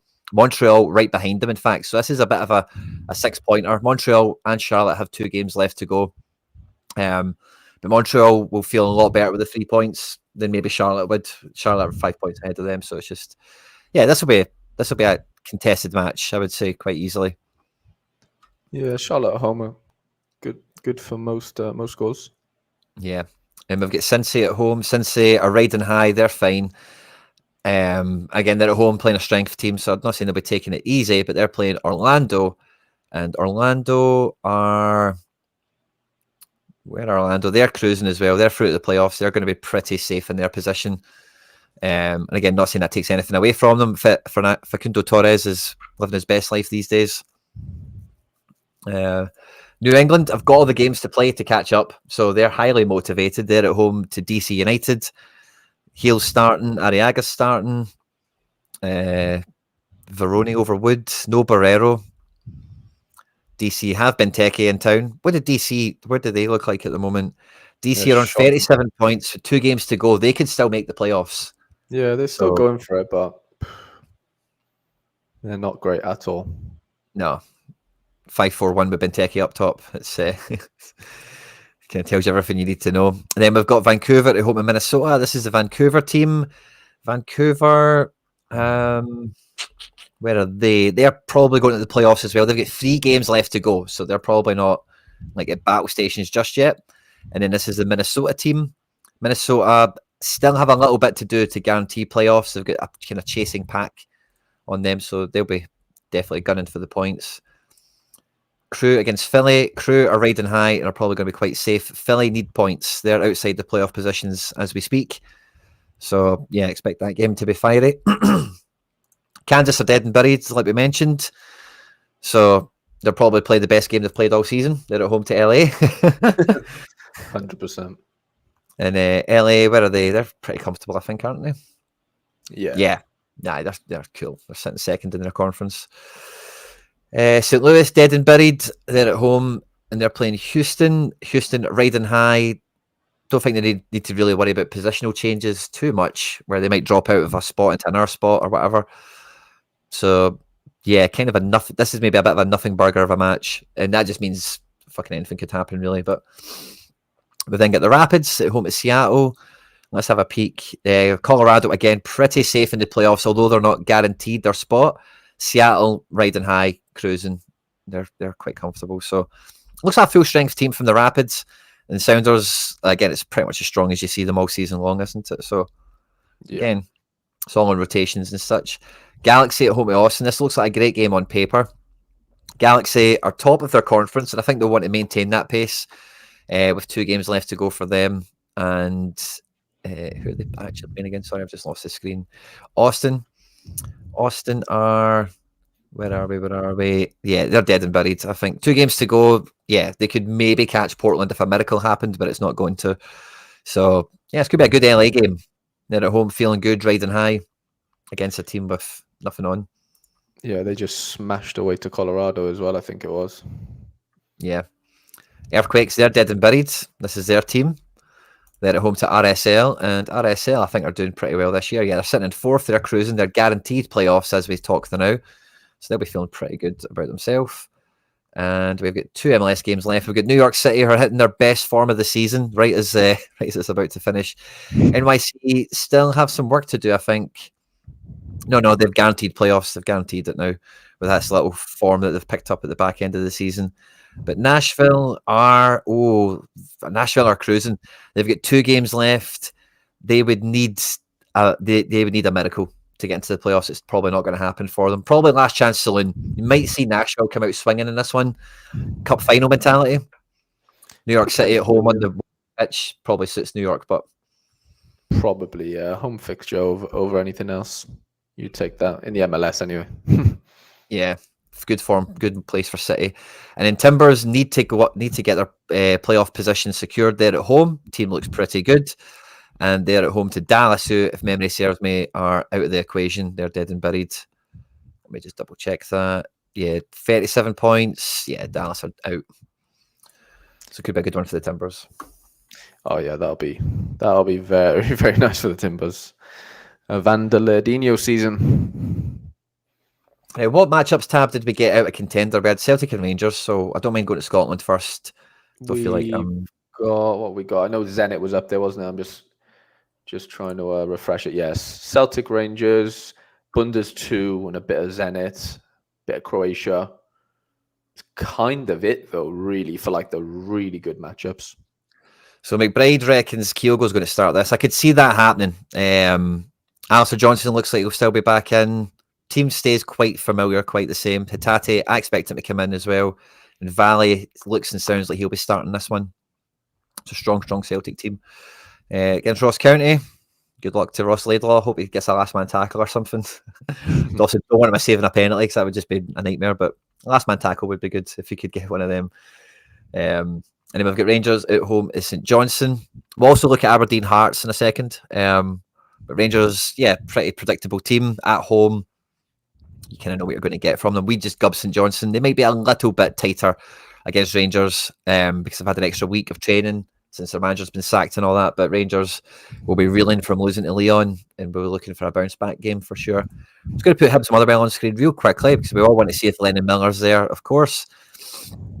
And then there's the Hibs team, Junior Hoylett and whatever. But Hearts won in Europe at the midweek to get their season started finally.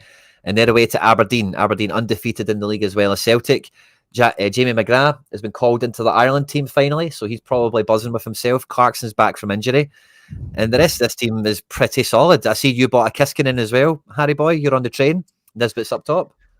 Yeah, I did get on the train. I was chatting with Ian on Saturday, and I saw Clarkson was in starting for the first time. So I was like, okay, obviously buzzing with that. And then, yeah, I saw Big Topi getting a couple of DAs and thought could be a little stack going on there. So he's like 15 quid. So yeah, it's hard to say no. So this will be a big one for them. Keep their record going. And Hearts, now they'll be feeling pretty good about themselves. They'll try and think, if we get 3 points against Aberdeen, maybe that makes up for some of the points they've dropped elsewhere. And this is like a team that they've not really managed to field yet this season with the previous manager. But Danda, Gran and Vargas in that attacking midfield kind of area to support Shankland might be the trick rather than playing free at the back stuff like they were doing before. So, yeah, could be interesting for any of those guys. We'll put Zenit. And we'll maybe put another. We've got Dinamo versus Seska. We'll just click on that for a second. So there's a Seska team. There's a Dinamo team. There's a Zenit, but they're at home to Orenburg. Yeah, this should be good if you've got any Zenit cards. So all the usual suspects are still here. And let's have a look at Spartak. We all have a bit of Barco, don't we? He's on to play with Fugaldi and Bungonda. Zobnin as well. This guy's good back in the day. Maximenko in goals. Rostov, in case you're interested. So I'll peek at Croatia real quickly. Do their top 3. We've got Rijeka away. This is the Rijeka team. Fruk is there. The goalkeeper's doing really well this season, isn't he, for Rijeka?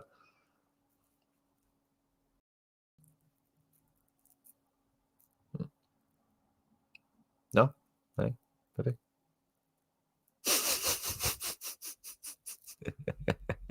Harry's got the tunes on. Dinamo Zagreb. That was weird. Dinamo Zagreb are away as well. This is their team they're expected to field. Looks pretty strong and consistent since their managers come back in. And then we've got Hajduk Split, who are at home to Sibanek. We've got Rakitic in the building, of course. Steep Buick, MLS hero of yesteryear. Levaya in attack. We've got in Austria, Salzburg versus Sturm Graz. Sturm Graz got a good result in the Champions League, I think, or did they lose, actually? I forget. I'm sure they got a good result. Yeah, I did see him play, and I don't know. I honestly can't remember that one. Oh, no, they get beat. They get beat by somebody, I'm sure. I can't remember, but I don't think it was that great a game. Like, it wasn't that scudding or anything. But they're at home at Salzburg. Both the teams look pretty decent, as much as they've looked this season anyway. Capaldo in at fullback could be cheat codes, because he's like an attacking winger. So, interesting to see if that's how it shakes. And do we have Rapid Vienna away to Altac? There's the Vienna team. Sangare's back from maybe being injured now all of a sudden. And then Lask, you mentioned them, Harry, they're at home to Klagenfurt. This is the Lask team. And yeah, is there anything else to Serie B? So just the kind of second division top teams, which I'm not too fussed about. We can maybe take a request or two if there's any ones that you're looking for. I know Hanover always comes up. People always want to see Hanover. They're at home at away to Braunschweig, which should be a good game for them. This is the Hanover team. But yeah, any more requests, feel free to get them in. But Harry Boy, do you want to show us what you're cooking up at the moment? Well, we wait for some requests to come in for any other leagues and clubs that you want to see. We're making good time today, guys, so hopefully there's no mad battle stations panic for me, although I might be making a wee adjustment or two in a minute. Yeah, we're looking pretty good, aren't we, for time? Yeah, I don't know what happened then. I think I don't know if my Wi-Fi went out or something dodgy happened, but I'm back. But yeah, no, I'm quite a few teams this weekend. Again, another situation where I've got one goalie to spare. Like, I can't actually play him anywhere. I could play him in limited, I guess, but I've got a rare challenger keeper that I can't really fit in anywhere. But first time running 2 champion season lineups. Second team obviously is quite secondary or whatever in that sense, like matchup wise. But yeah, really hoping I can stay in D1 and maybe have a little impact there. Lots of homes and whatever else. Little D2, but Labrovic will probably end up destroying me there. A couple of in-season challenges. I've been really consistent and just hitting boxes in in-season challenger super. That's how I've been crafting quite a few cards, albeit they haven't been great. But like, I am like hitting a lot of super rare essence right now from challengers and under 23, to be fair. So that strategy is working. Obviously, winning the cash is just so hard because there's just not that many places. And like midweek, Santi smash, but like the players around him all do okay. But I've just not got enough quality to supplement or to complement him. Sorry, but yeah, for the weekends I've got enough in-season cards to kind of go around. And then a couple of in-season challenges, a couple of classics. I got relegated into Division 3s and 2s for a lot of them, so that's quite annoying. Ooh. Yeah, 2 Division 1 super rare under 23s, which should be quite fun. Again, a couple of relegations in rare, which is not ideal. Road to Glory, going for the Aberdeen. Little stack there, little anti-stacks. Oh, there are 4 anti-stacks to kind of finish off. What we got going on. I'm excited. I'm really excited. I didn't prioritize the anti-stack. I was telling you before we went live. It's fine. It's a good enough. It's fine enough. If you've got, I think Andy Black was saying it yesterday. We're there. Like, if you've got loads of like contender smashes left over and stuff that aren't going to go anywhere else other than maybe contender, then it's really nice to throw them into anti-stack and sort of reap the rewards from that. But yeah, no, I'm excited. There's quite a few good matchups. I've just got to hope that I get the rotations right and stuff, and it all falls into place. But yeah, I am excited. Now, somebody mentioned in the chat, I just wanted to go and get it, that Sorare just announced a market event, right? And as I went to go and check it out, they've totally rebranded their Twitter around it, which is fun. Right. Yeah. This sounds like the DA thing. It's like the DA thing, but it's also... so this is it here. From October 4th, which is today, at 4 p.m. Central Eastern Time, which is the new game week, buy any limited card through auction or instant buy to enter and earn raffle tickets. Every time a player with a 24-25 card scores during this period to the 15th of October, 1x of his limited card is added to the raffle. So I guess now there's no prize pool, and the only cards that go into the prize pool are guys that score goals. Okay, yeah. So that's fun. Yeah. Goal scorers only, essentially. Okay. Each raffle ticket increases your chances. And how do you get the raffle tickets? By buying cards, yeah? Is that what we're saying? Yeah, buy card, get ticket.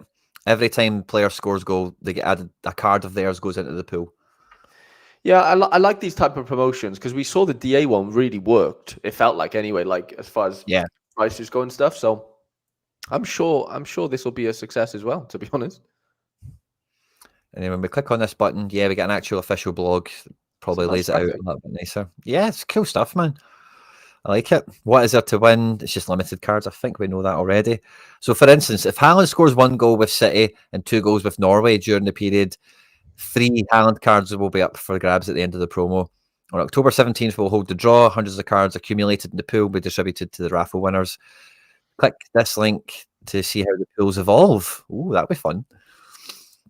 You can win 1 to 10 raffle tickets with a single purchase. So you buy a card, and it's that same kind of way of like random. What did you get? Did you get a box? Did something come out the box? It's that kind of vibe, but it's 1 on raffle tickets, I suppose. The more tickets you have, higher your chances, of course. And that's the kind of end of the blog post. But that's a lot of fun. So it's just buy a limited card. You don't even need to buy a guy that scores a goal. You just buy a card you're going to buy anyway. Got you. Okay. And then whoever just scores are just in the pool, basically. They're the people you can win, is the goal scorers, effectively, right? Yep. Anyone with a card this season. So if they're not licensed this year, then they're not involved, so current season cards only. That's fun. Yeah, that is cool. I can get behind that. I can too. Some requests are coming in for teams and stuff. I'm just going to check my own. And we'll do the deadline time and we'll get those requests satisfied. And one of the questions that was going around, I want to see what you guys are saying in the live chat. I didn't prioritize anti-stack too much. I'm kind of finding now these special weeklies. Like I've got challenger cards, like New York and transfers and galleries and whatever, that I don't care for that region.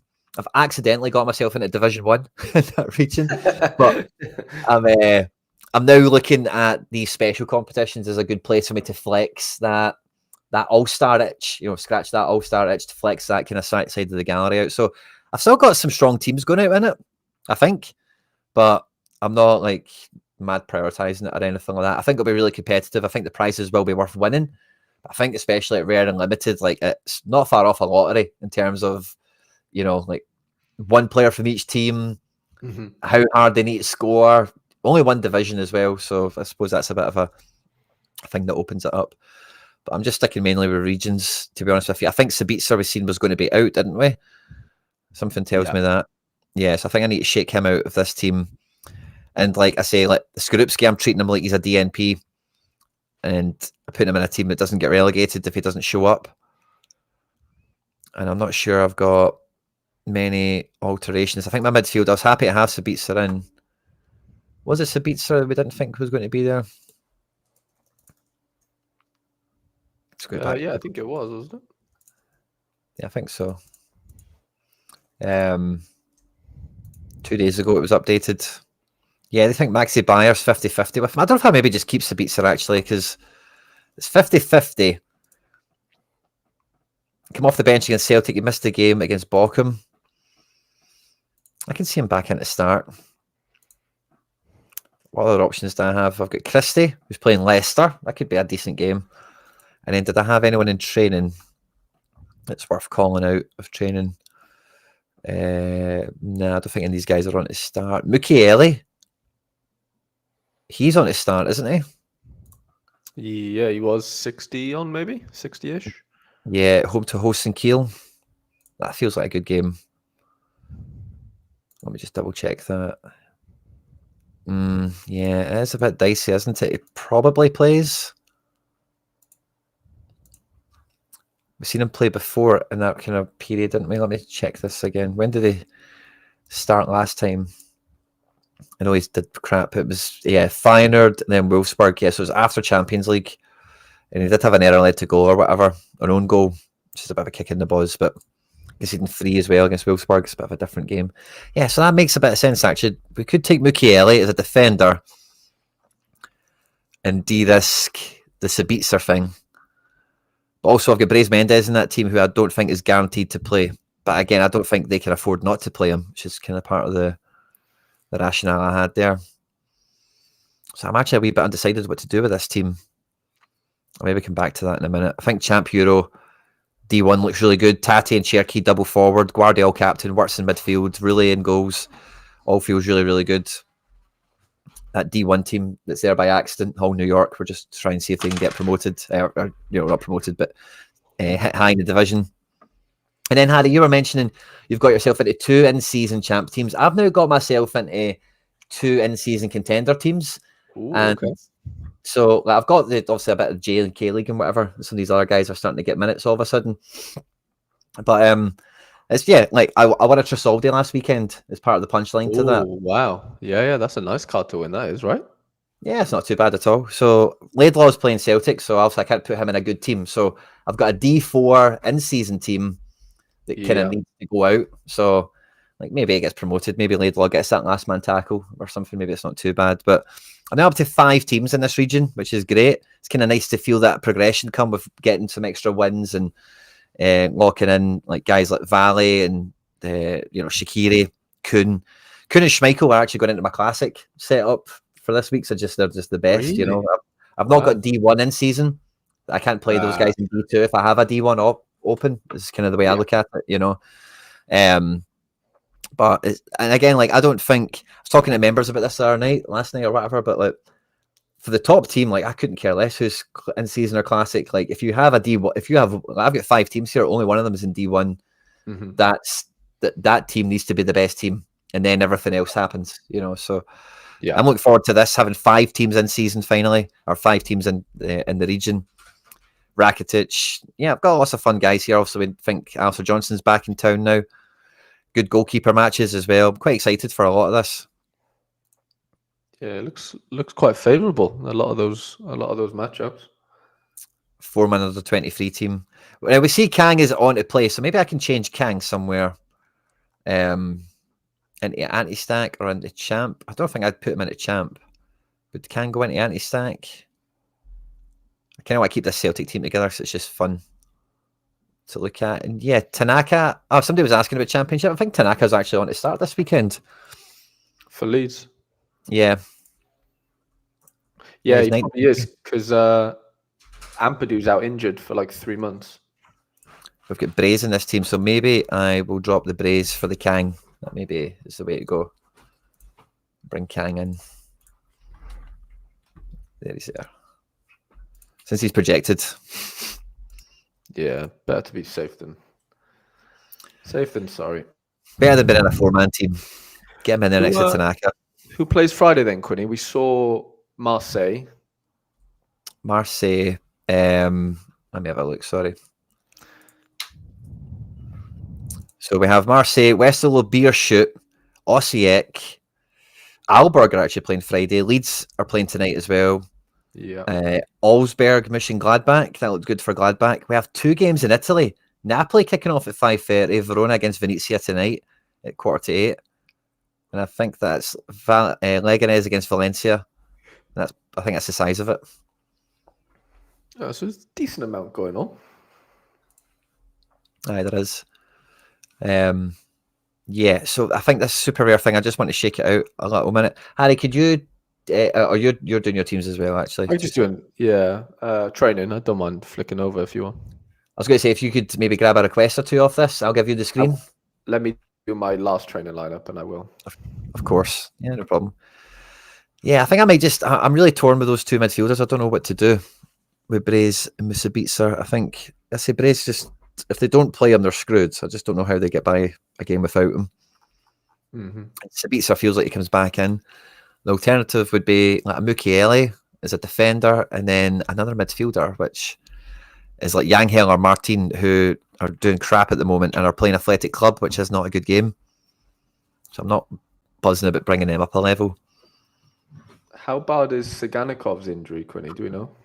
I don't actually know. I just know he's definitely not starting this weekend. I need to check into that. I went and watched Girona against Feyenoord, and I just couldn't find it anywhere, mate, on my Fire Stick. But the only game I could find, because it was weird, I was going through all the TNT Sports and all the rest of it, but Atalanta Shakhtar was on TNT Sports 3 or something, and I couldn't find Girona anywhere. So I never got to see the game. I watched the highlights and stuff, but it doesn't really tell you the full picture.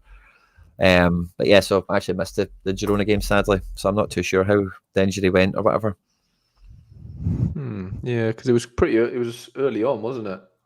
Yeah, I think I'm going to stick to my guns there, actually. Right, I'll go back. If you want to pop me over, I'll go on Predictorfy. But yeah, any requests, let me know, lads, and I'll try and get to it. We had a few back here. I'll maybe try and pull one or two up. I'll go on, yeah, shout them out, and I'll. We had Luton. We had a wee bit of championship. We had Luton, and it was just Watford is another one. Yeah, so this is Watford's lineup. Big Jonathan Bond in goal, and then Luton was updated an hour ago. And this is what Luton look like. This Tom Kraub, I don't know how to pronounce it properly, but he's Two S's. Kraus, is it? Yeah, the B's are 2S'ing. I got you. Pascal Gross. Of course, yeah. They he looked really good midweek. Apparently, scored really well. Nice. Quick look at Hamburg. If this loads.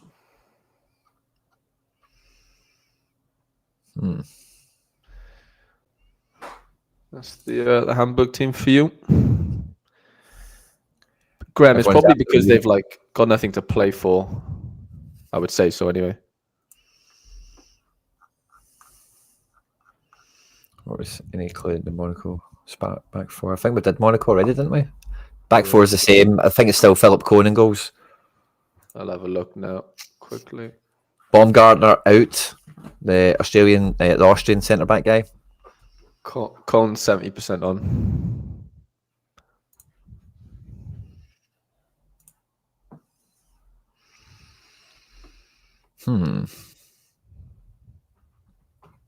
Yeah. I think I'm going to stick with the combinations I've got here. I don't think I've seen anything to dissuade me, but I don't know if I'd say I'm nervous, but it's just when I see I'm just checking it again. It is, Bayer on a 45-55, and then with Braze on Predictorfy, we've got 50-50 with Barenashea. I think that's a wee bit disingenuous. I don't think Barenashea starts that over Braze. So yeah, it's just a tough game for Braze. Sabitser's game isn't too bad, but it's just unknown how many minutes he'll get and how well he'll do. But yeah, no, I think I'm going to leave it the way it is. Almeria, if we've got that, I'll maybe be able to grab that, Harry. I just did that. It's all good. Oh, did you? Yeah. 3K. What? Yeah. Rare or limited? 10K and anti-stack. So this is part of the thing I wanted to avoid with my super rares. Is I thought I could do quite well in anti-stack with my best team, but I seen the amount of entries in it, I was just like, nah, I'm all right. Yeah, I mean, 10% get a box, but yeah, you're right. It's not easy, is it? I don't know why Zaya Emery's down at 0 here on, because he's pretty nailed according to Predictorfy. I'm just checking my Predictorfy thinks that Mukiele starts over Hinchapi. Yeah.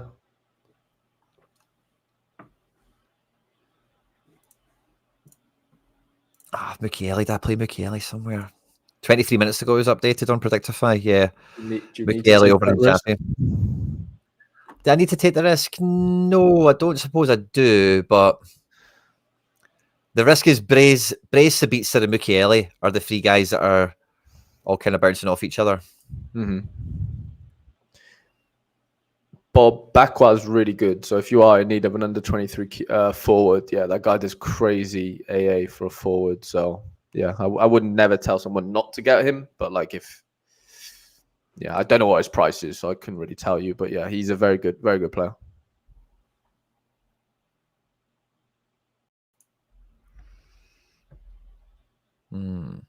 I had Javier Galan in a team. He's 50% on for Atletico Madrid away to Sociedad.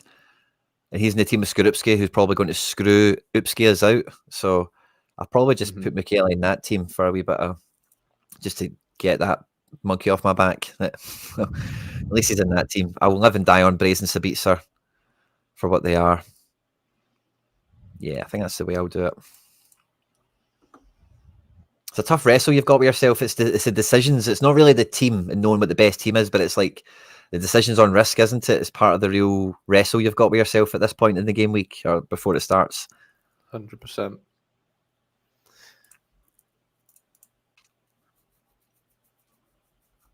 Yeah, decisions. Inside says different completely on PSG lineup. Ruiz, Neves, Vitinha.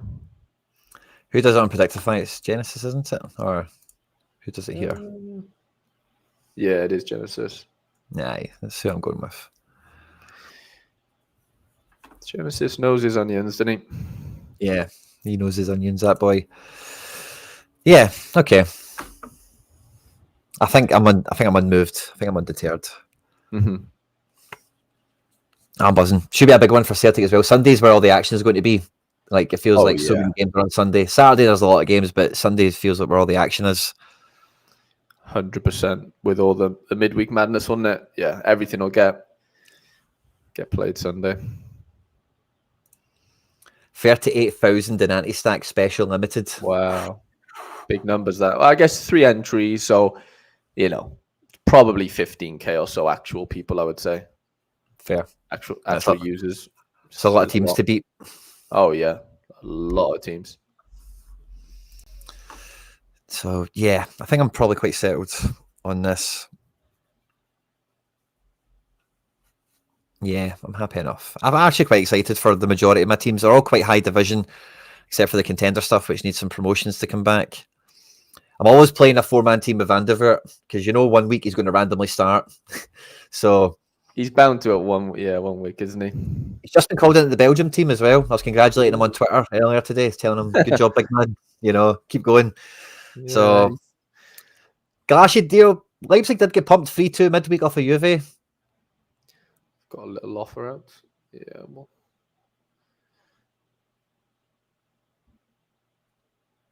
Yeah, I'm not holding my breath on this team. Cho away to PSG, Take and Aaron Barrow at home to Atleti, and Rini are in the second division of Spain, struggling to get over 40.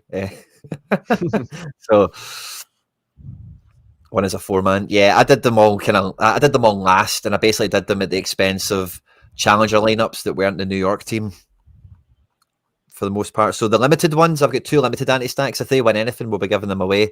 So we're cheering on Nicholas Pepe, Tanaka, Kang, Andy Robbo, and Freeze is the first one. And then the second one I built, we've got Gunn, Mercedes Jens, Hitate, and then up front, Celtic Academy, born and bred, Mikey Johnson and Ben Doak. It's a bit of fun. Yeah, that is fun. It's not a Celtic stack, but Doak is in green and white, so it kind of is. So yeah, cheering those teams on to try and win us some stuff to give away. And then I've got a full Celtic one with Oblak, who's playing Sociedad, and that's probably not a great game. And then this is like just a fun challenger team. O's on to start, Jason against the bottom of the league team. It's always good when that happens in Denmark. Forsberg's back, away to Atalanta. Mickey Yaman at home to Austin. Sean John at home to Miami. Could be good. Try to have that in anti-stacks and challenger. Yeah, lots to be excited about. 100%. Forsberg's back in town. So and I like this as well. 4 seasons of Celtic, or 3 seasons of Celtic cards over 4 players. That's amazing. Which is fun. I tried to get another one in, but I don't quite have it without it being in the wrapper. Glenn Hoddle asked what we're going to spend our SO coins on. I was mentioning earlier, Glenn, I literally have 3,350. I'm on the poorer end of things when it comes to SO coins, but Quinny's got a decent amount. Does 15k get you anything? I can't remember what. Only raffle tickets. So I'll just be raffling. Raffle. I'm just looking now, Quinn. If you go into the club shop, you can see your Goal Rush raffle ticket count. Ooh, you can get up to like 100 million. That's very good of them to put the limits so high per player. That's funny. That's class. That's quite cool. We're waiting for all their stuff to come in here. Merch. So the club shop is literally getting capitulated completely after this. Yeah. So this page will be gone. I've got a feeling that they're going to just kind of all move it into the factory from the post that they made. So maybe maybe we can go into that room back there. You know, we can like click on it and then we like go into that room, and now we're in the club arsenal or something like that, where we've got The all boiler room. the boiler room. Yeah. So That's you know, we've funny. got the card in the shower over here or whatever's going on. But yeah, maybe we can Yeah. go into the next room and What about Sorare the in pitch either side over there on the right?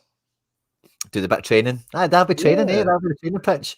So we'll have 6 Yeah. of them now. We'll have 6 training pitches at the factory, and maybe It's we like send them out. Like you go to pitch 1, you go to pitch yeah, 2. like like how City's training ground has like 1,000 pitches. You're just instructing everyone to go into to the correct pitches. That's class. I think it'll all end up in there. So we won't. This will be gone. We'll kind of clean the top bar up a bit, I suppose, with cards and boxes and essence. And yeah, we'll probably just be in here somewhere in the factory. I am surprised. I'm a little bit surprised, with Quinny, that they are getting rid of it in somewhere. I know on paper they have, in theory, neglected it for whatever reason. I just think, I don't know, there was definitely a mechanic there with the soul coins. I know they didn't ever even call them that, but I don't know. I definitely think there was something they could have done. Lads, what do we reckon in the chat? Do we think people are going to miss the soul coins, or miss what it could have been? I don't know. I'm definitely going to miss it, because see the way they're finishing in it. This is what we expected it to be, you know, all period. the time. Yeah. All the time. Was like a fraction of what they've got. Something like that would be like there's some instant buy, there's a raffle every weekend or every month or something. Tickets, and this club's tickets and VIP tickets and merch and stuff. So, but I remember them saying as well, like people will want coins more than cards, and that's like maybe not quite essence, but essence isn't far off. Like that kind of thing, you know, where it's like people want essence more than power ups and shit and you know, other gimmicks. Coins, nobody wants coins, give us essence, you know. So it's maybe not quite more than a card or whatever, but like it's maybe somehow essence comes into it. I don't think you'd ever spend essence on a hoodie, but would you? Probably not. No. Quinny, I am going to announce a quick little giveaway if we want. So a couple of my members, shout out to Tom and Simon. They've donated a good little set of limiteds that I can kindly give away. I gave one away on my Road to Glory yesterday, and yeah, I'll obviously. Well, yeah, I'm happy to do the same today on one of these cards. I know we can't use it for the deadline now or whatever, but I think we're going to give away this Noah Jatta, who is a Leipzig rookie, 18 years old. I mean, he's going for 4 or 5 quid. Like, he's no scrub. So we'll give this away to somebody in the chat now. I'm just trying to think. Do you want to think of a question, or are you going to put it all down to myself? I don't mind trying to think of one, but it might take me a couple of minutes. No way, mate. I've got 1 ticket. It says. Mate, 2 tickets.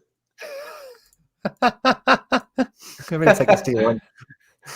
How do you get into there? So oh yeah, you can. I'm on 8. She'll just rinse the shop. Well, we had the limit. Well, we get to the limit before they close it. They're definitely going to reset it, aren't they? Or maybe they're not. Wait, you reckon they'll take them off you? I reckon whatever this bug is, they'll be able to reset it. Yeah, I don't think you'll get away with doing this. There's no way. Well, maybe. But I'm on 15, so. Right, I'm going to do like a really random question, okay? Of course. Let me have a little look. So I'm going to do something that like everyone is just going to literally have to guess for, because otherwise they'll take.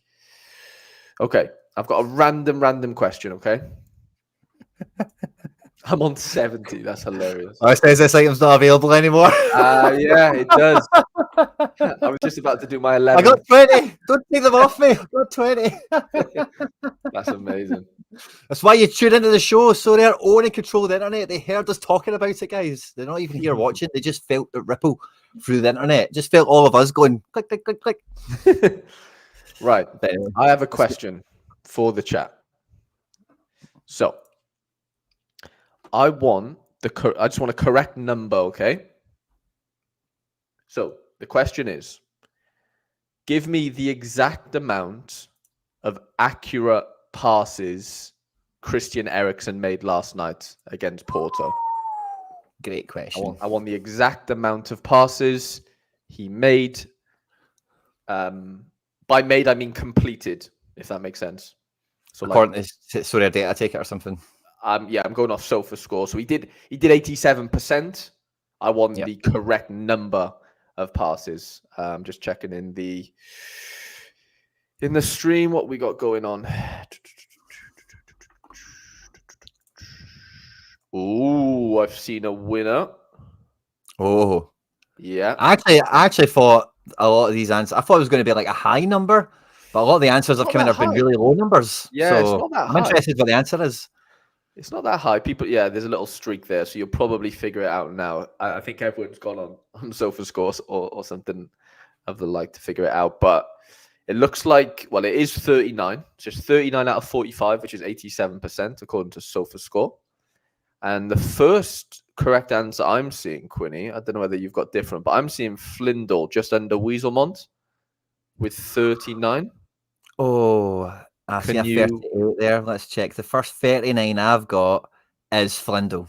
Yep. It is. Okay. Well, that's a W for Flindle then. Massive congratulations. I know your gallery name, Flindle, of course, because I think his name's Josh. So Josh, shout out to you. He's part of the members section. So I will transfer that card over to you now, mate. Should have asked about Havertz last week. His completed passes. That would have been funny. And yeah, I've still got 20 tickets in my inventory. You guys maybe still have them there as well. Let's see if we keep them or they just wipe them all from us. But cross our fingers for that one. Congratulations, Flindo. Congratulations, Josh. Great card. Love a rookie. Nice rookie chat in the show today as well, because we've seen some rookies kind of flourish, like the Paul Wanner, the Bischoff. You know, there's been a few guys in the show today that, we love rookies, you know. I still have those raffle tickets in my inventory. I think we smashed it there. Maybe see if we get to keep them, guys. Deadline crew all the way, by the way. That'd be amazing. That would be insane. How many did you get, Harry? Like 2? 10, I think, in the end. 10. I went on a little spree. Oh, let's hope we get to keep them. Absolutely loving it. Guys, we smashed through 100 likes, by the way, at an absolute canter. Thanks to every one of you. Hope you all have a great weekend. Hope you all feel well prepared. Minimal DNPs. And let's hope it's a good and fair fight out there in the leaderboard between all of us. There's no skullduggery of DNPs and negative decisives and whatever going out there. And me and Harry Boy will be back over the international break on Harry's channel. Links in the description down below, of course, if you have not been there already, what you've been doing. And here, you know, throughout the international break, we'll probably do some streaming together. It's just the way the international breaks go. There's more time to chat stuff over, so we're not, you know, catching up before the football and and all the rest of it. But thanks again to everyone that's joined us. Thanks to everyone that smashed the like button. It means a lot. Harry Boy, it's been an absolute pleasure, my mate. Thanks for joining us. Absolute pleasure, mate. Yeah, best of luck to you this weekend and everyone at home as well. Let's hopefully, hit some boxes, hit some cards, and a bit of cash as well if you're playing in the season. Good night for all your boxes tonight, mate, as well. Yeah, I've got a couple, haven't I? I literally just forgot. So a couple of hours until those. I might FOMO into a couple of crafts. Why not? Good luck to you, mate. I'll be tuning in for it, and let's hope we keep those tickets.